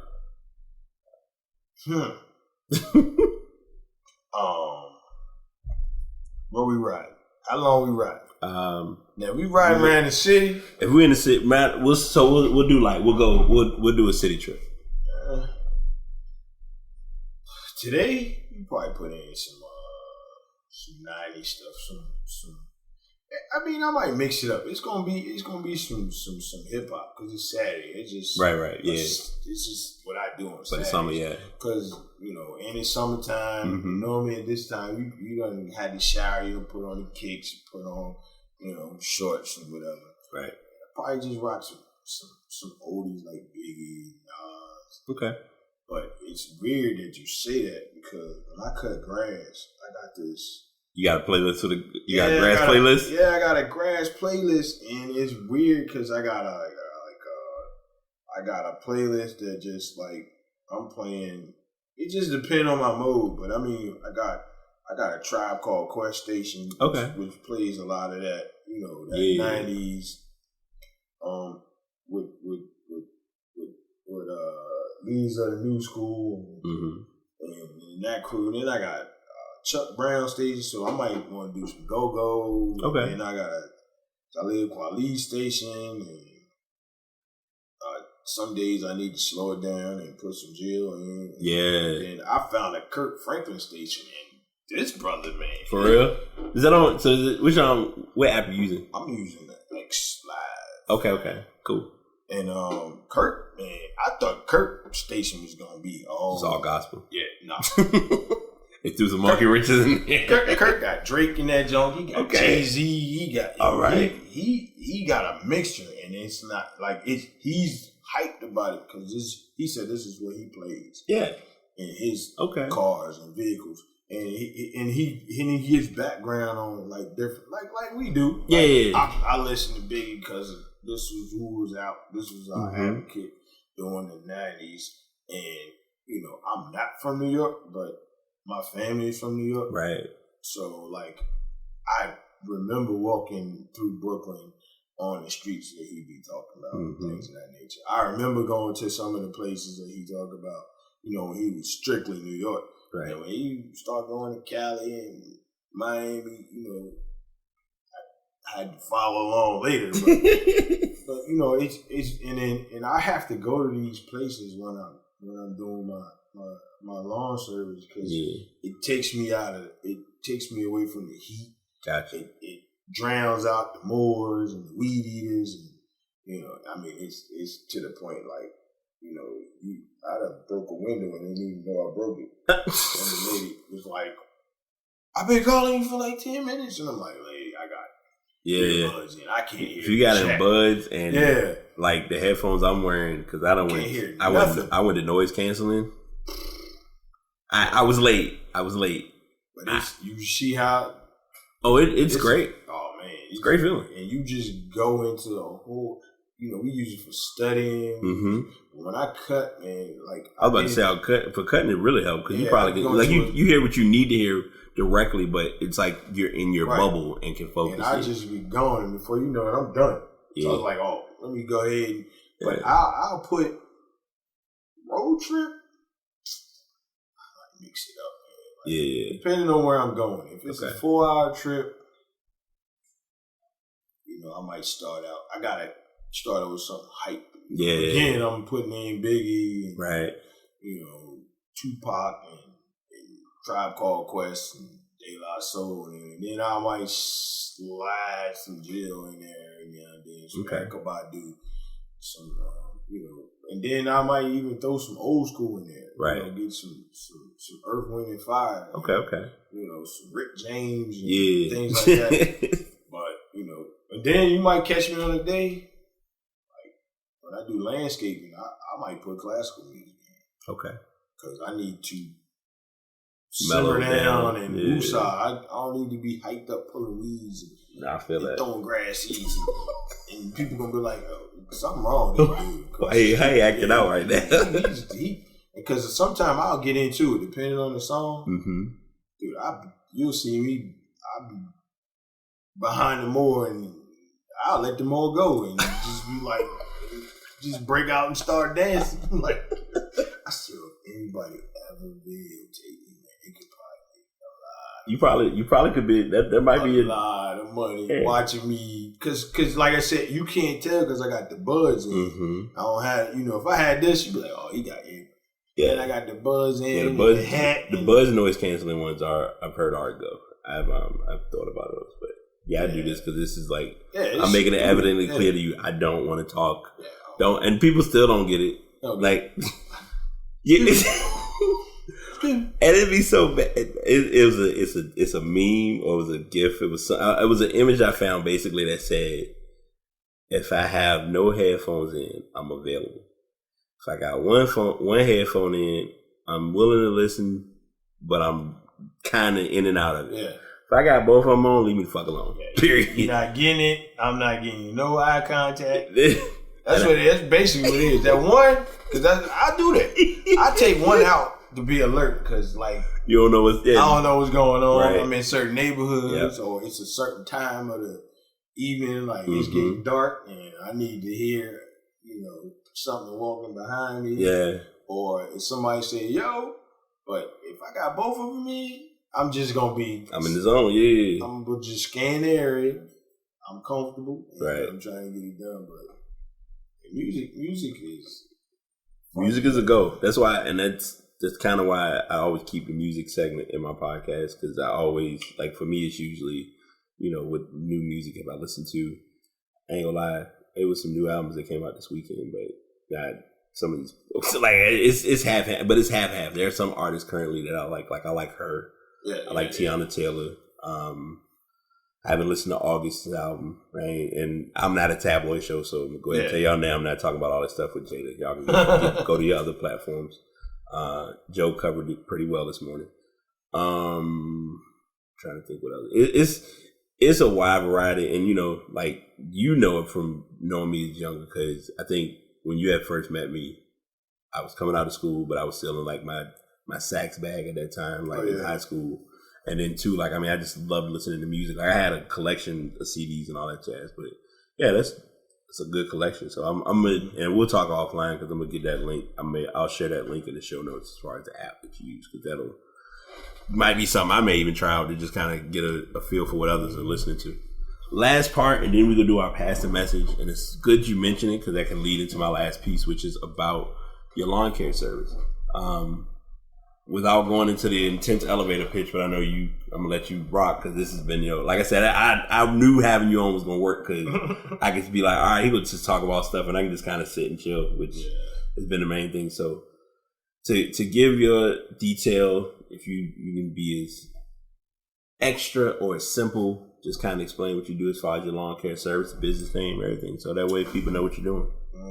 Basically, being from the country. I hated cutting grass on Saturdays or whatever, and it's something that I get it now. Like my dad used to have me doing things around the house. Right. He was like, "You're gonna need this later on in life," and I'm like, "This dude's crazy. I'm not gonna need. What is picking up sticks got to do with something 30 years from now? Now I pick up sticks when I cut grass because it's either pick the sticks up." Or I gotta run over it, and then I'm gonna damage my equipment. Or mess up somebody's window. Yeah, or I'm gonna mess up somebody's window when that junk shoot out. Yeah, but it's just like little simple stuff like my dad would just have me to do. Right. Getting up early and trying to get like work done before it gets hot. I'm like, why the heck would you make me get up? And it's summertime, knowing that I'm out of school only 2.5 months out of the year. This is the only 2.5. And then you're going to make me get up 5 days a week at like 6 or 7 o'clock in the morning. And then you tell me to work and then go inside at 12. I get it now. Yeah. Like I did it today. Yeah. Like it's too hot. Like you're going to pass out and die. So it's like, I'm just like at the point where I'm just doing a lot of things that I enjoy doing, and lawn service and catering. I mean, not catering, but doing lawn service and doing the other parts to the lawn service is just stuff that I like to do because it allows me to be free. It allows me to be able to be creative. I got the green thumb from my mom. I got the work skills from my dad. We put the two together, and they have my mom. She'll just, she do the weirdest stuff with plants, man. She can just, the plant dead, like you ready to throw it out in the trash. Be like, no, don't touch it. Just, like, let me see the root. And the root is still alive. She'll cut everything off, reattach it, put it in a pot of soil, and then you come back a week later and be like, wow, where you get that new plant from? That's the one you was going to throw away. So it's like, and I found myself able to do different things, and it amazes me because I forgot I had the skill. Or it's something now you can do it yourself, right? And you can go on YouTube and watch it and be like, oh, okay. I think I can put a fire pit together and pass it off and see if I can add that to my service. So a lot of stuff, a lot of customers will ask me, can I do it? Or do I know how to do it? And I won't say no. Right, of course. Kind of do like my dad, let me get back with you. Let me do some research on that.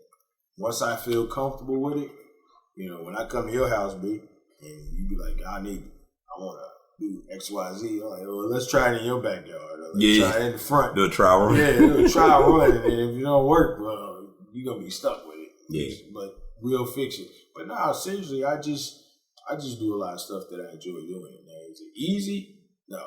Like today, it was John blazing outside. Yeah. And I had told an older client that I was going to do the fly beds. I said, but it's a lot easier to do fly beds when it rains. Right. What did he do yesterday and this morning? Nice little pull. I know poured there. Yeah, I so heard. it's like she was out.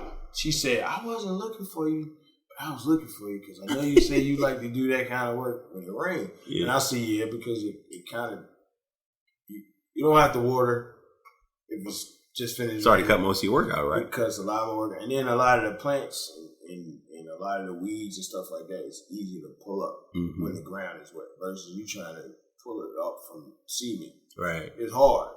It's tough, literally. So like I try to make my job easier. I try to work smarter, not harder. Yeah. So but as far as the finances and stuff, like it's expensive.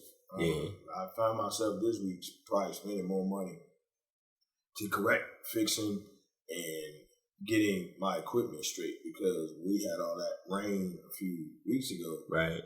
We were just consistently cutting, trying to catch up. People's yards are just off the chain. And when you do that, I was telling my god brother, he was like, "Man, every time I look, you tearing up something." I'm like, "Nah, I'm not tearing up the wear and tear. It's faster." And I said, "It's not like you. You go outside, you cut your grass, you put your stuff back in the garage." I'm on the go. Yeah, like I finished cutting 1 yard. I'm going to probably 3 or 4 more or 5, depending on how the day is and how the yards are. I'm doing this consistently, and then I'm putting my stuff on the trailer until the next day, and then I'm going and I'm doing the same thing repetitiously over and over and over. So weed eater that you buy might last you 3, 4, 5, 10 years. Where I take the same weed eater, brand new, and that junk might last me a year, might last 2 years, might last 3 months, just depending on how it's used and what it's used for.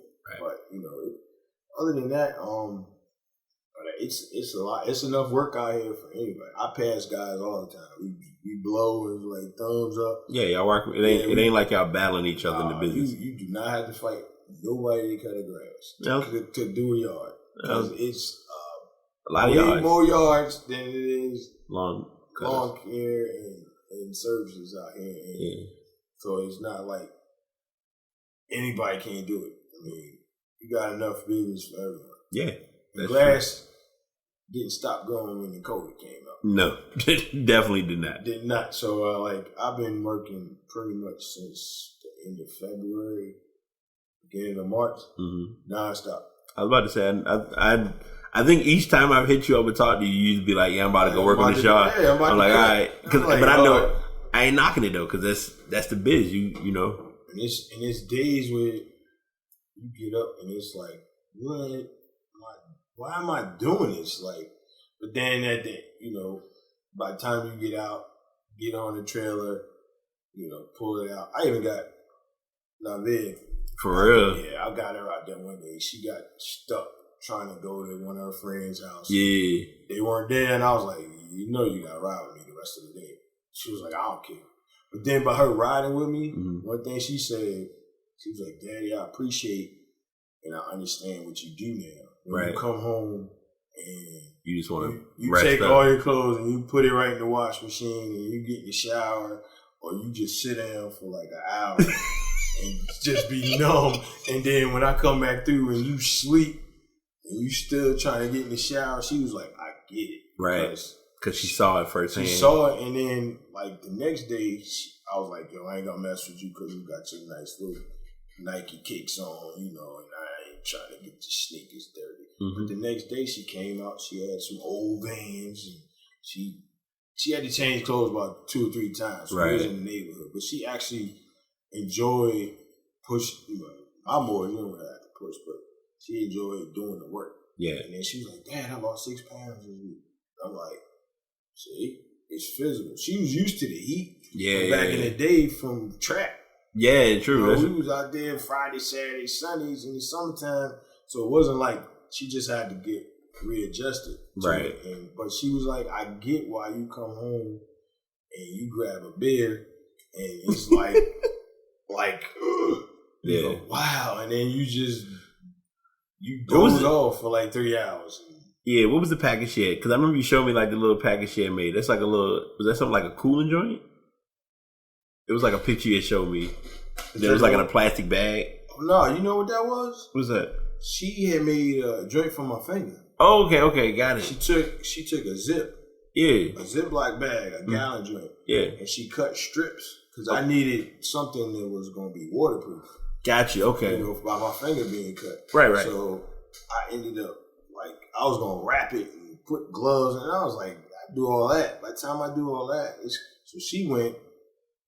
I swear, went in the kitchen, just cut up the bag, and where the part where you seal, you put that on the bottom, and then she took a lighter and warmed up the edges and just pressed them to seal it up, and I stuck it over my finger, wrapped the bottom, and got in the shower. Okay, so smart. Yeah, I was like, see, you know, because we talked about we did the creative gene, and I'm like, she's not like the one that you be like, all right, you're gonna go to college and you're gonna do XYZ. So like that's why I was sending it to you, because I'm like, you always peeped out, like especially when you go to the club. When we was at the club, I was telling you, and you know, so it's like she's like, you could give her, literally we used to give her like toilet paper rollers and stuff like that just to see what she would make out of it. Yeah. You know, and Risha used to do the same thing. He did. Yeah, so but it's like the generations you can see.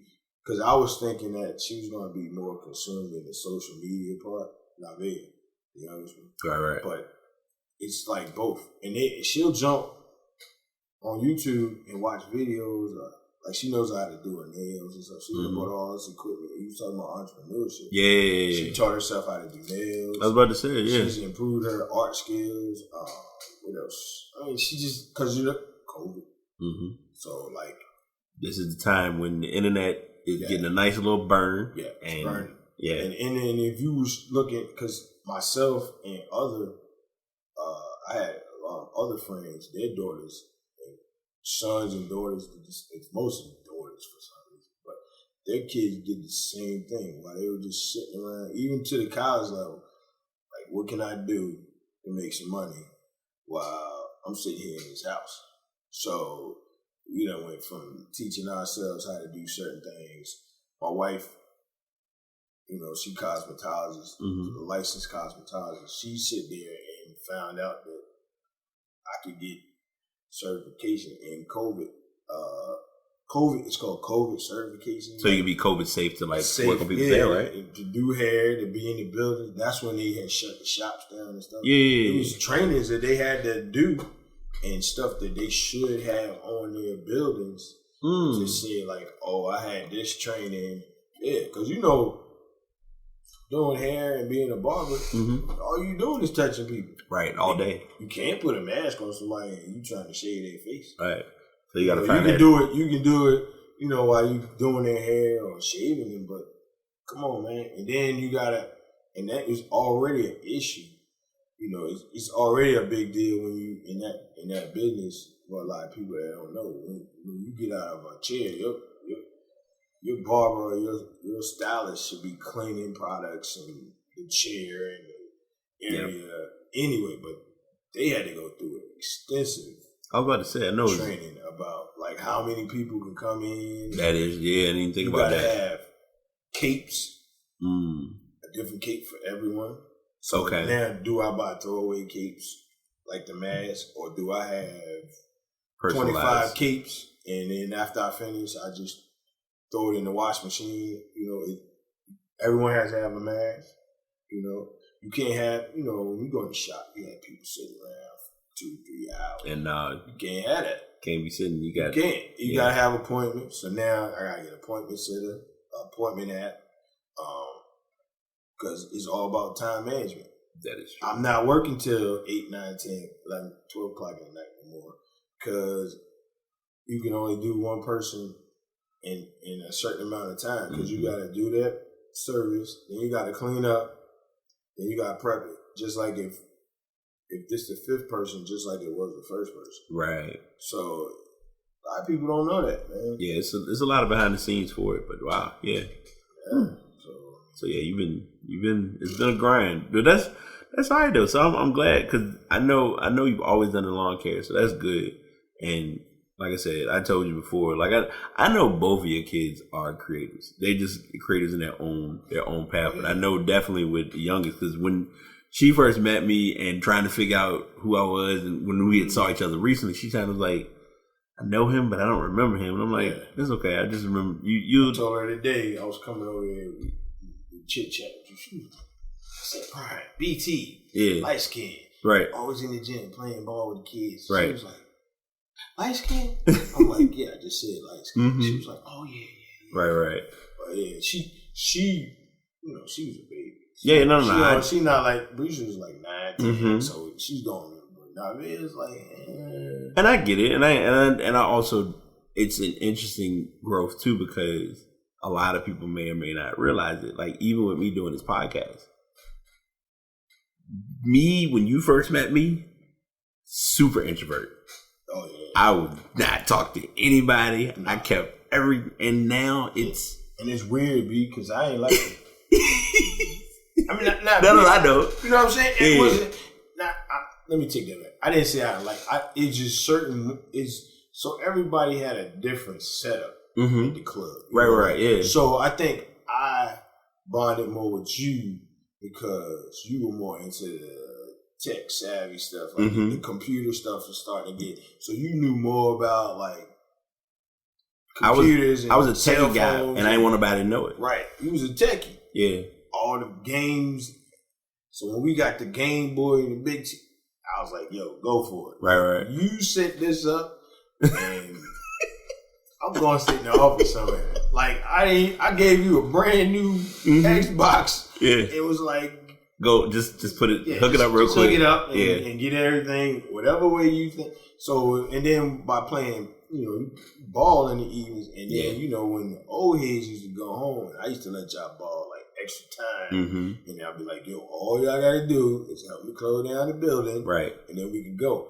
Then, at the end of the night, talking to you and some of the other guys, mm-hmm. we just having that extra chit chat from like 8 to 8:30. Right. Waiting on somebody ride. Somebody ride, yeah. Like before the pre 7 o'clock days. Yeah. So it was like, you conform bonds, and like you and a lot of the other fellas, like I'll see them or I hit them up on the book, mm-hmm. or they might see one of the kids and be like, yo, tell Mr. V such and such and such and such. And it's funny because you guys are like 40-ish. Mm-hmm. Like late 30s. Yeah, late 30s, early 40s, yeah. Why y'all calling me something like, yo, man, I'm about to have my first kid? I'm like, okay, it's all right. Like, but it's like, it's weird because I think Trey Deuce, somebody called me. Mm-hmm. No. Well, it was one of them out that crew, and he was like, yo, I'm about to have my second kid, yo. It's about the same baby mama. And I'm like, okay. Like, but that's good, right? And I'm like, dude, you like 30 years old? Mm-hmm. And I was like, I was telling my wife, I said, yo, it's crazy how you guys are just calling me up. And be like, yo, Mr. V. And I'm like, why are you still calling me? I'm always call you V. I think now I just call you V most of the time. But then it's usually. But that's how I can tell what group and where you're from. Because I say, if you call me Mr. V, you either know me from the club, mm-hmm. or I taught you back in the day. Right. If you call me Mr. Wyatt, that's my new crew, because that's from my after school program. Right. Because they call each other by the first name, but they asked Mr. or Mrs. Right. So I'm like, that's how I can tell. But if you, and it took me a while. I ain't gonna lie, it took some years, because I mean, it was always a respect factor. Cool, but it's just like, I gotta realize I'm old. I'm old. You was like, you're in the OG status now. Yeah, because like my mom, your mom, like mm-hmm. they're the older generation. Right. When we were growing up, like, yo, we gotta go by Miss So and So house. Yeah. Make sure she's straight. I mean, my mom. Think what? My mom will be 77 this year. Oh, my mom is 81. Yeah. My dad is 85. Right. So it's like they're the older generation. Like, they're the real OGs. Right. Like, they going back into the baby stage. Mm-hmm. You see what I'm saying? We're there. We're them. Right. I'm them. Yeah. We're them. Exactly. And our kids and nieces and nephews and stuff, like, they're us. Mm-hmm. Like, Navia was us. You, well, yeah. Like, she was me, like, in my she's prime at the club now. Yeah. You know what I'm saying? So it's like, and then you're still at the club. Like, yeah, I'll still go up there and make an appearance every once in a while just to be like, all right, let me see what's. Shoot up there. Because I'm tired. For me, it's still. I know if I can't give nothing else, I can give my time. And I think for me, it's like, I know even with the craziness of this generation, I always know how to relate to them. Yeah. Turn on 2K. Yeah. Turn on it, grab a ball. Yeah, go to the gym. Yeah, and then it's always the same. And for me, it's so funny because like even at 37, it's an interesting conversation when you're talking to guys, and it's like, yeah, I can still get out here and play. Man, you can't ball. You old. You slow. Okay, you're right. Like I'm gonna let you. I'm telling you telling them the same thing I used to tell you. I'm gonna stand right here at this 3-point line, and every time y'all come down. That's all, and that was ball. And if I'm hot that day, I'm gonna stay right there. If not, I might move up a couple steps. Right. But I'm gonna figure out what shot gonna work for me because I'm not running up and down the court with y'all. I would tell somebody that in a heartbeat now, especially if I go to a court and they like, I'm gonna be checking you. I'm like, listen, so I'm gonna go ahead and let you know now. Ain't much running going on. I'm gonna run enough to get up and down this mud and court. Take 5 hard pumps to get across the line, so you won't see I'm hanging court. Mm-hmm. If I stick my hand up, just let me go. Yeah. That's all I'm going to give you for the next 15 minutes. Right. And then I'm going to make sure you get your assist, all that good stuff. Yeah. But it's the same. It's definitely full circle. But yeah, now that you saying that, it is funny because that's literally how it is for me now. And that was how you was when you used to come up there. Because you'd be like, Brian, you run all the time? Like, I mean, I'm still, that was like my peak 20s then. My cardio right now is behind them lawnmowers. I don't go to the gym. Right. Look, I can't do anything extra. I get it. I can't do a push-up. Yeah. Yeah. I got to throw my shoulders out. So. I got that yoga mat now. I'm gonna get the. Yeah, that's the kind of stuff you do. Yeah, yoga mat, and I got like the rolling foam. I'm learning how to use that now. Yeah, I ain't realize like you see when you heard about it, like okay, yeah, sure. But now I'm like, I need all this. Dude, that's the same crap we doing in physical therapy. Mm-hmm. Like, I got yoga mats. They doing the foam, the cones. You put it on your back and you roll back. Just roll back and forth. You gotta do no hard workout no more at the gym. Nope. No. All right, so all my topics are tapped out. I have my favorite section of the show, and this will give us the perfect ending.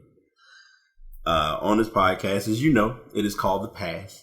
And I always like to give my guests, or if it's just me, I always like to give a message. So if you got whatever message you have on your heart, on your spirit, on your thought process that you want to give to the listeners, this is your floor, and I am here to listen.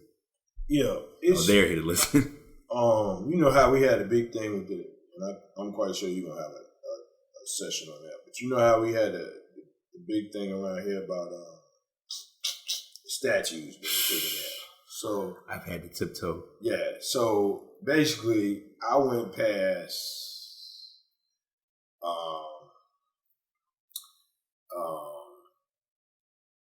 I guess it's Jeb Stewart's statue.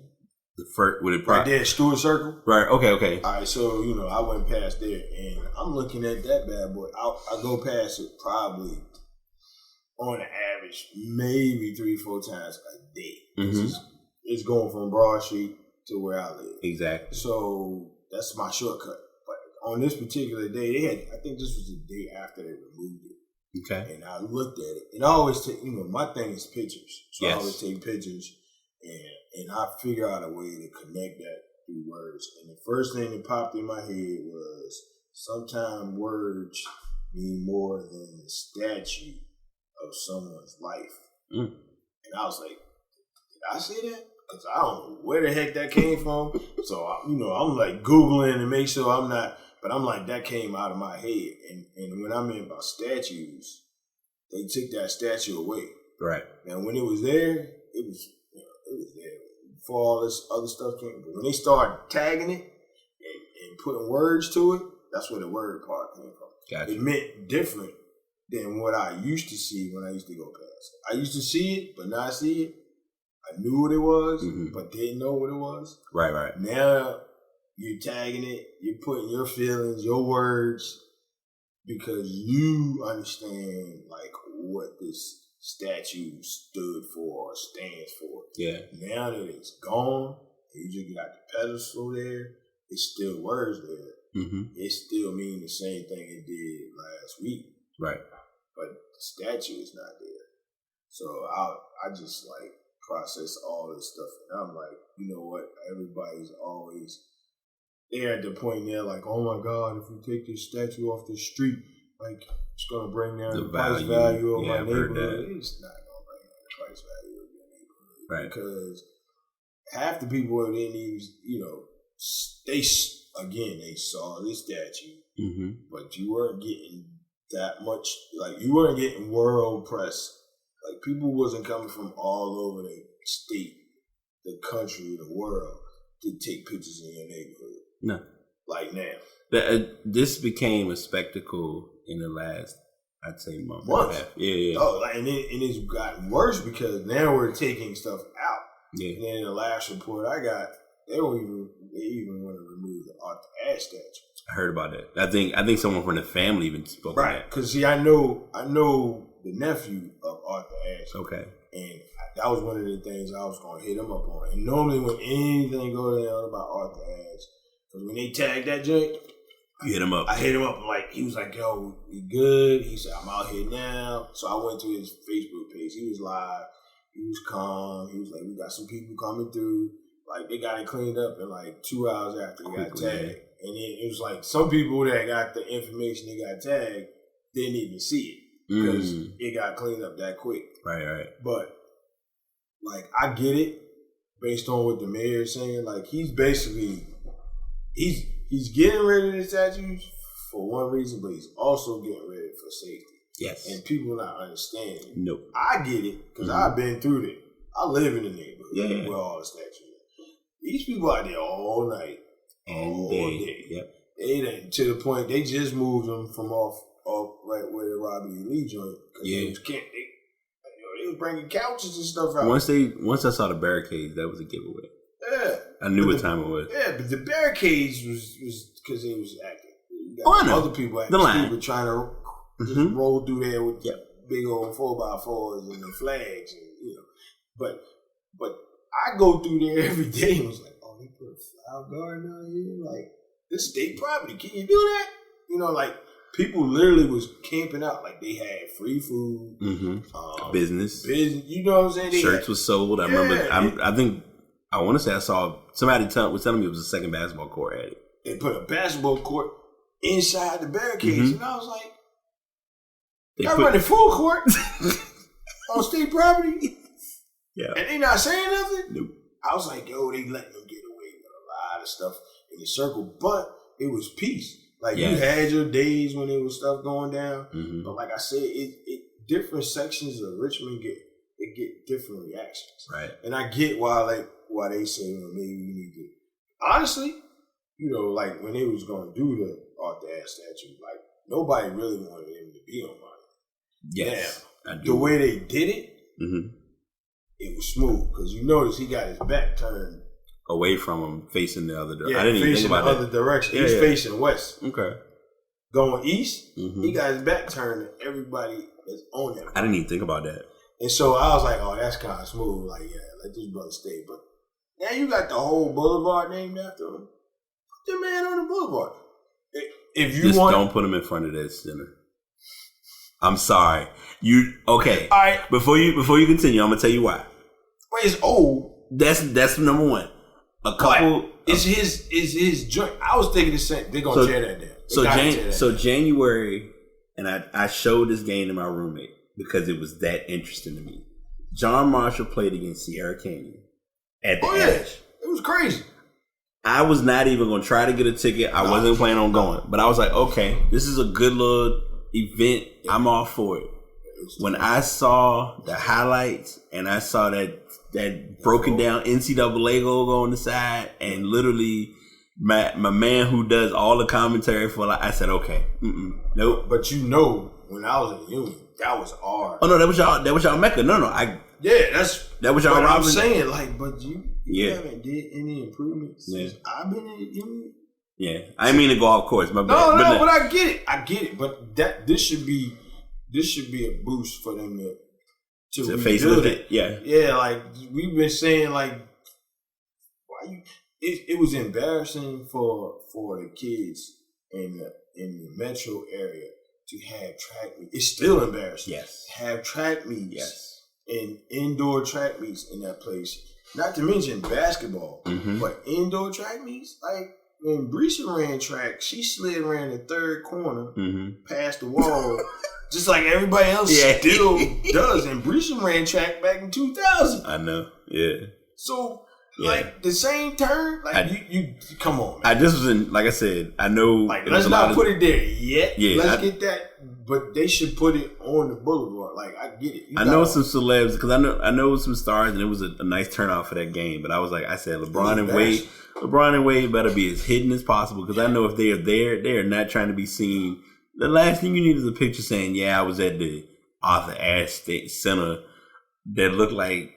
And everybody in there cooking. It was because I think it was still winter time and it was still hot. It was definitely you know, the floor was made out of wood. Yeah, it's embarrassing. Like, I think when TJ had their championship game there, I was cool. I knew this is away from our past semesters, but yeah, I get you. It's embarrassing. I know, but yeah. So the statue, so your statues and your words, regardless if a statue is removed, your words still. Will exist. The word still exists, and like I said, it's just, and the reason why I think I thought about that because every time they took down a monument or a statue, they when they went live, they got everything. Like Flight 12 to know everything. Whatever you can think of, it's on it. Oh, I believe it. And they were like, "Well, excuse us for this stuff. Like, why you excusing what's on it? The words mean something. So basically what you're saying, you're sorry that people have feelings. Yeah. For what the statue. You rather the statue to have more authority than what people wrote on it. Granted, I know it's a legal thing as far as, showing stuff on TV, but at the same token, stop saying sorry for the profanity and just blur it out. If you sorry, just blur it out. But if you go on live, don't be like, "Oh, it's sorry because of what." No, it's because this is real. As a media person, and I'm gonna say it because it's just the reality. Media is gonna media. So it's like they trying to make it look right, but on the flip side, it's like, what's the difference between if you're doing something and you're going live and somebody does something like when they took down the first statue, the dude ran up there with the flag. And got snatched up. He should have knew, but that's sometimes your 15 minutes ain't your best 15 minutes. No, and that was not his best. No, and then he got clocked. But then the next guy, he trying to get his 15 minutes, and he got like 5 seconds. But I mean, it's just certain things, like I say, I get it, you get it. Yeah, absolutely. Nobody else will get it because they not us. Nah. You know what I'm saying? Even I tell my girls, and I ain't trying to extend your time. No, you good. This is something that this is the message, yeah. That as far as messages, people say, like, "Don't you wish you had a boy?" And I'm like, no. I've only told like a certain handful of people why I never actually wanted a boy. And I'm telling everybody now, I've actually prayed for girls. Okay. For the simple fact of the time that I was growing up. And I saw the struggle it was for black males, me specifically, and it was just like, oh, if I had a child, I want a healthy child. Absolutely. But if you give me a choice, let me have a girl, because females are gonna have a lot less. All right, being black is one thing, being a female is one thing, but being a black female, you're probably still gonna get more status than, or you're gonna get a little more push than being a black male. Right. And I'm looking at it on the standpoint of what's going on now that people are actually seeing. Like, I didn't want my daughter to get harassed because she was a male, a black male. Yeah. You get what I'm saying? Like, I didn't want that for a son. I didn't want my son or my child to have to go through everything that I went through. And I knew it wasn't going to get better. Yeah. It should have gotten better, but it got okay for a minute. Yeah. It got band-aid up a lot. Mm-hmm. And you know, that was around 2000, about 2006. Yep. Everybody was doing all right. Yeah. That looked like us. Yeah, we had it was getting houses, chance. we got jobs, we got Mm-hmm. promotions, and then all of a sudden it was like, whoa. Economic. There was the people unemployment went crazy when Enron and all that happened. Yeah. Yeah, we got foreclosures, we got people being homeless, we got. I remember those times. That timeline was clear at that time. So, like, that was a reality check for my family. So, that's why I tell a lot of people I wanted girls, per se, because at that time, it was a little safer for the females. Right. Because, you know, going to college with females and having, you knew what two time sisters, it was. I'm like, all right, well, you got a better chance of doing this and that. Now, they killing the sisters. They snatching up the sisters. They snatching up the females. You got slave trade and all that other stuff. Before I forget, arrest those cops for Breonna Taylor. Okay, go ahead. Yeah. I'm sorry. And I'm not, again, not laughing at Molly, but. Just, like, we get it. I get it. Because, like, you know, like, that's what I'm saying. Like, so now it's just not even safe to have dark pigmentation. You know, it's just bad.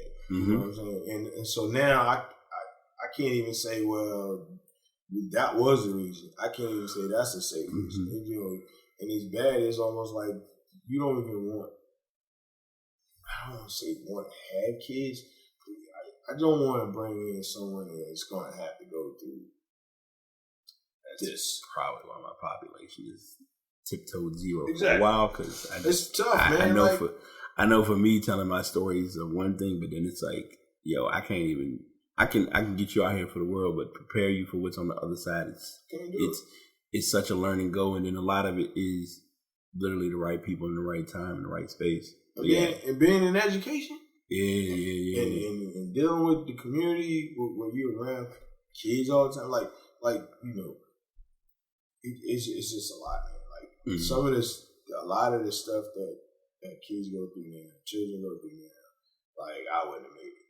Right. Like it is too much. The bullying, all honesty, that's probably another show. No, that's fine. But bullying it to me was a passage, right? It's a passage, right? When I was in my teenager or preteens up to even college, because it was like, if you can handle this, you're gonna be all right. Right. And I think I got that because of we played sports. You know how it was being a freshman or being the rookie on the squad. Yeah, my bullying more so was because I was a nerd. I was smart, but then it was like, I'm smart and I can play basketball. Okay, tag him. Yeah. And I'm like, you know, so like, you get it. Like it's something that's gonna be there, and then they're gonna kind of give you that release. Like, BT a nerd, but he put up 20 the other night. Yeah. And, you know what I'm saying? Like, man, we looking at this.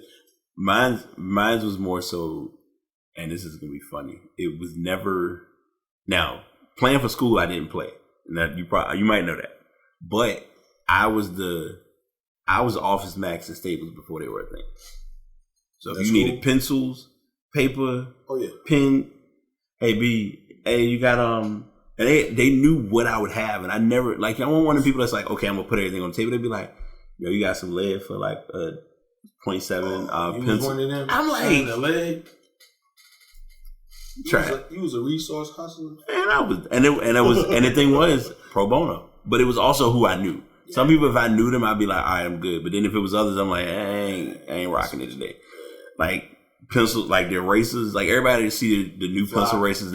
I'm like, okay, that's cool. I'm like, man, I had it like middle school. Man. Fountain pens. Yeah, man. They knew fountain pens. All yeah. But that's why I say a lot of stuff. Man, they take stuff. I mean, to me, it's like it's taken out of context. Like, kids are not the same kids, but a lot of this is learned behavior. Because I can't hate something that I don't know about. Right. If nobody teaches me how to hate, like I can't dislike something unless you Let's just ingrained. Right. So if it's presented or addressed, then you carry the feelings towards it. Like, it's tough to get people to see people as people, but then it's also the educational factor. Right. And it's tough because, like, me growing up in the neighborhood I grew up, it was everybody. I mean, we had different races, creed, colors, and I grew up in Farmville, Prince Edward County. Right. You know what I'm certified country, yeah. Yeah, certified country, but you got everybody there because we had Longwood, Hampton City College there. So you got all these professors and then you got doctors and lawyers. So it was a nice little cozy little setup. Then I go to HBCU and was like, whoa. In the heart of the city. In the heart of Richmond. Like, you was literally. In the 90s when they was just, my dad was like, why you going? I was like, because I need to get away from Farmville. Right. But it's like, then people was like, well, why you go to an HBCU? And I was like, because I didn't feel like I received the knowledge that I wanted being us, being black. Yeah. Granted, I learned a lot of different things that there's racism in the HBCU. Of course. We had the light skin versus the dark skin. We had the frats against each other. We had the jocks against the frats. I mean, so it's basketball against football. You know that in a minute, but still. Then you got DC versus Richmond. You got Maryland versus Virginia. Yeah, so it's like, whoa, like we on a whole nother, like Spike Lee had it on point when he made the movie. Right. So it's like they need to do that again. Like, people get it. Like, just because you go to an HBCU, I mean, you still not gonna have problems. Right. It's still profiling in HBCU because I'm from the North. I'm supposed to act a certain way, or because I'm from the West Coast, I'm supposed to act like I'm Snoop Dogg or Ice-T. I'm supposed to have a curly kid, and I'm supposed to have drop top. And I mean, so I'm a Blood or a Crip. So you still get profiled. Mm-hmm. Your mom and dad own a Fortune 500 company, where my mom and dad own probably $400 or $500 in a savings account. And you got us in the same class trying to take the same major. Trying to have an authentic convo. Yeah, so it's like people, they just don't get it. Nah.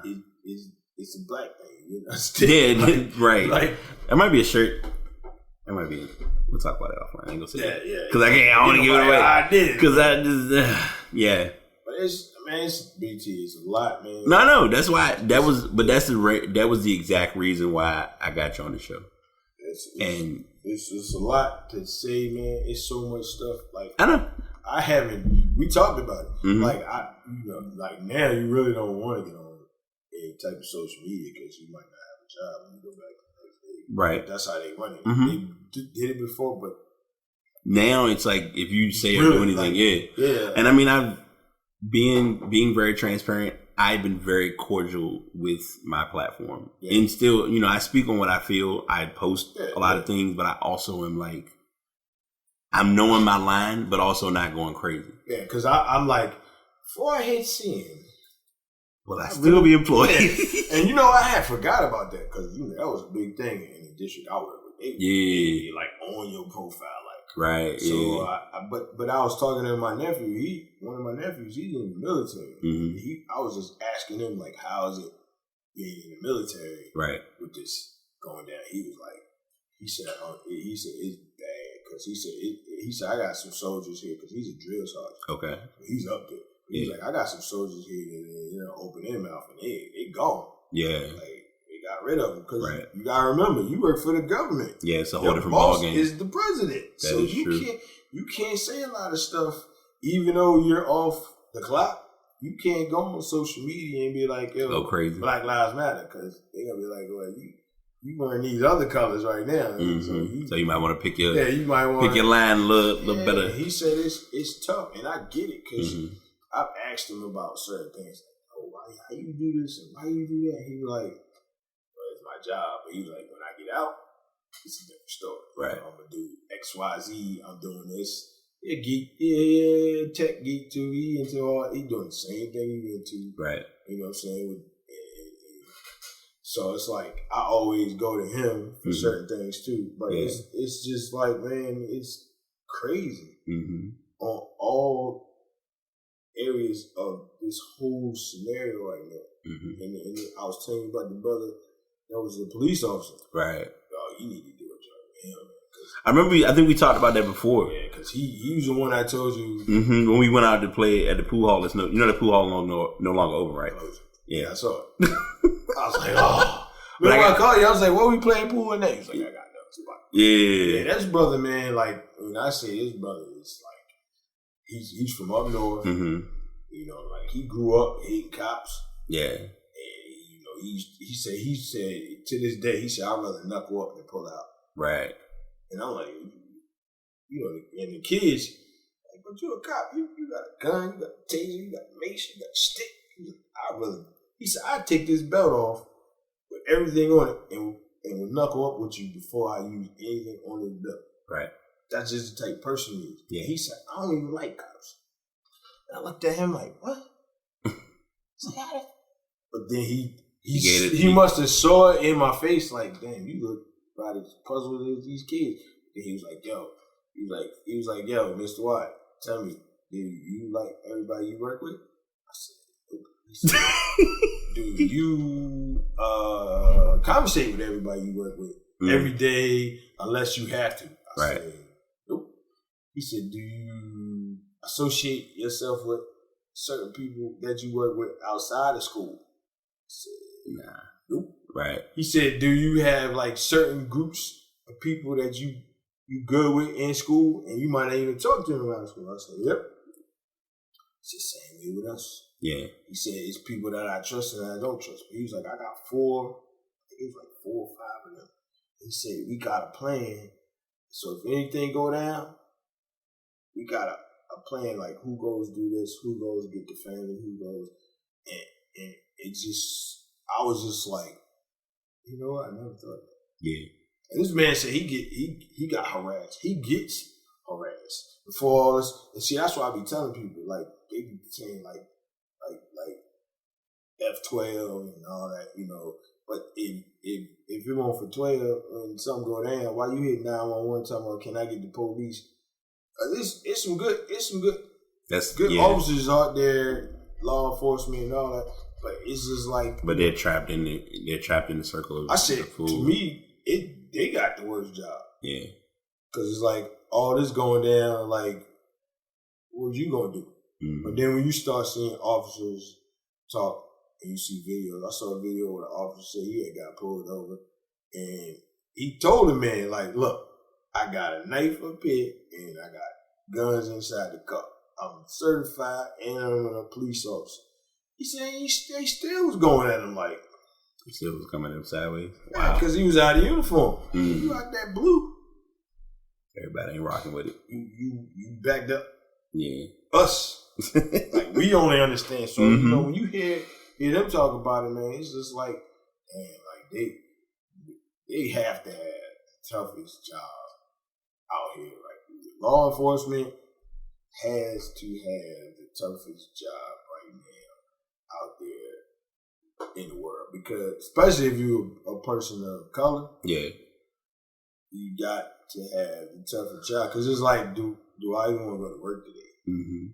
Can I go to work today? Right. Like, do I want to deal with this bull? Like, because you know you got Fred, you know what I'm saying, that's in my precinct, and you know he racist. Yeah. Always known he was racist, but like, I don't want to hear his mouth today. Yeah, you get what I'm saying? Right, it's just like somebody at work. Mm-hmm. That you know like to run their mouth. Yeah. And you not having that good day, it's like, all right, I'm going to the west wing versus going to the east wing. Because I know he's going to be over there. He's going to be popping his chops. Oh, and that's an offline conversation. I'm going to tell you about that. Because that actually... I know. That actually happened with someone of my own. And it's worse. And it was... That's worse. Yeah. Our people are... of our own, rather, yeah. Our people are the worst. Like, I'd rather for you to tell me you part of the clan, you're a racist, and you know what, we'll get along. Yeah, just fine. I got more respect for it. Yeah, absolutely. I got respect for you because I know exactly. I know what time you're on. But when it's one of us, yeah, yep. Like who leaked it? And yeah, I got it. Straight face. Yep. I don't know who did it, but when we find him, like, we need you, fool. Like. Hey. Oh yeah, Right. you're right. That's a whole. Yeah, other- yeah. I'm not. Yeah, because Man. I went right back down that lane real quick, but so my message to pass. Wow. One, thank you for coming on. Two, and you probably, and I mean I've said it, but it's a reality of just how it's been like between you, Big C, Mr. H. I can even say Mr. J. You know what I'm talking about? Oh, and Big C, the previous director. Yeah, because those were all my other y'all were all my other fathers or brothers. Yep. And I know for me, I guess my message I'm passing along is, if you can do it, pay it forward. And I think y'all taught me that like big time. Big C, big time. Like when the news hit, I'm reaching out trying to tell people, and all I could think to myself was, I gotta do my part. And my part was, that's why I still to this day will try to give whatever. If it's just hey, I'm gonna leave out the house, walk up there and just show my face and maybe shoot one jump shot, play a pool against somebody and leave. Yeah. I did my part. But you never know, man. Like just like you said, I don't know things until you all come and be like, yo, you remember when you did this for me? Like, no. Right, like, yeah. Tell me the story and then it might pull something back in the brain center. But when you hear, I always heard, and I make the point now when I'm receiving my rewards as being a mentor, educator. Yeah. Just seeing you guys come back and just telling stories or telling about episodes that I had no clue Had an impact. Like simple as like, yo, you remember you gave me that ride home and we stopped by the store and got a bag of chips and something to drink, and I'm like, yeah, like, yo, you didn't realize I was hungry. I've had kids that say that to me. I'm like, what? Like, why you ain't just tell me? Like, yo, because when I'm with this is the closeout, and this is gonna be my gem that I'm giving you. And this is the thing we went through then, and it's kind of almost a thing now. When I'm with my peoples, I can't be that person. Yeah. So it's like, I can't be in front of them like, yo, I'm hurting, I'm struggling. Because even if they could do for me, they not. Yep. But if I know I got a mentor, I got somebody that's like, hey, you got a minute, can you do this, this, and this? Yep. That's more value. Like, I'll give this a story, and it's not me closing, not me wrapping up, but it's just reality of it. It was a kid at the club. I hadn't been at the club for a minute. I think the renovation had been done, and I'm like, okay, I'm gonna make a couple appearances. And I happened to go in one day, and one of the girls, I think this is her. She's either a senior this year, or I think she's going into her senior year next year. She sat down with me, and I probably talked to her for about 30, 45 minutes, and literally just gave her life of just everything that I experienced and just growing. Right. And when I thought about that, after looking at it, and us sitting here talking about it now, I was like, this is what everybody that was a mentor or an adult when I was at the club was doing. Yep. And here I am in that position, and I'm like, same spot. I actually did it, and it wasn't a big deal. And she was very receptive to it. She listened. She gave some input.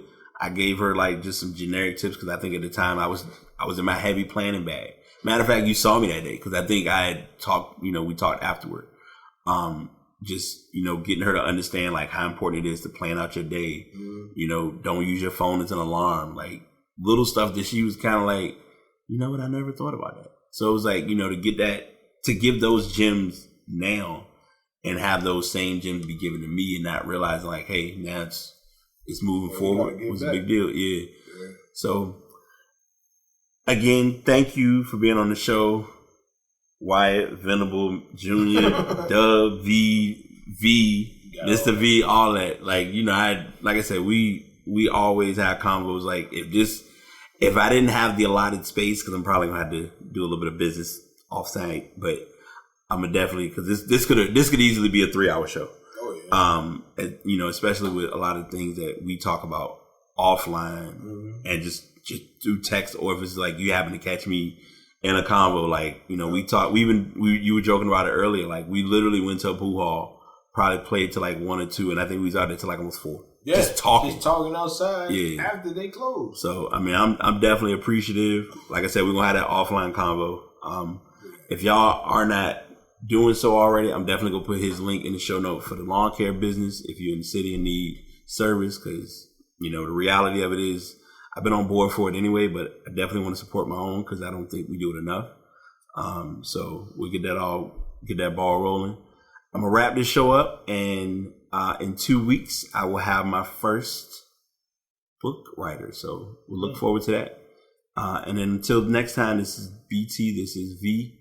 Venable and BT. We wrapping up, signing out. Peace. Really appreciate all the support, all the listens, all the likes, all the effort that goes into anyone who has provided any form of content for the past. We're signing out now, but you definitely don't want to miss what's in store for the upcoming episode. If you are interested in getting more information or becoming a podcaster, you can check out buzzsprout.com. And the microphone that you are hearing me use is the Blue Yeti X. I had been using a Yeti for a while. I went back to the Samson Meteor, but now I'm using the Blue Yeti X, which is everything. Trust me. All social medias, the Pass BT. That's THE Pass, as in pass the ball. BT is my initials. And finally, if you are a creator and you want to support a fellow creator, subscribe, like, and comment on the Pass. Until next time, this is your host BT signing out.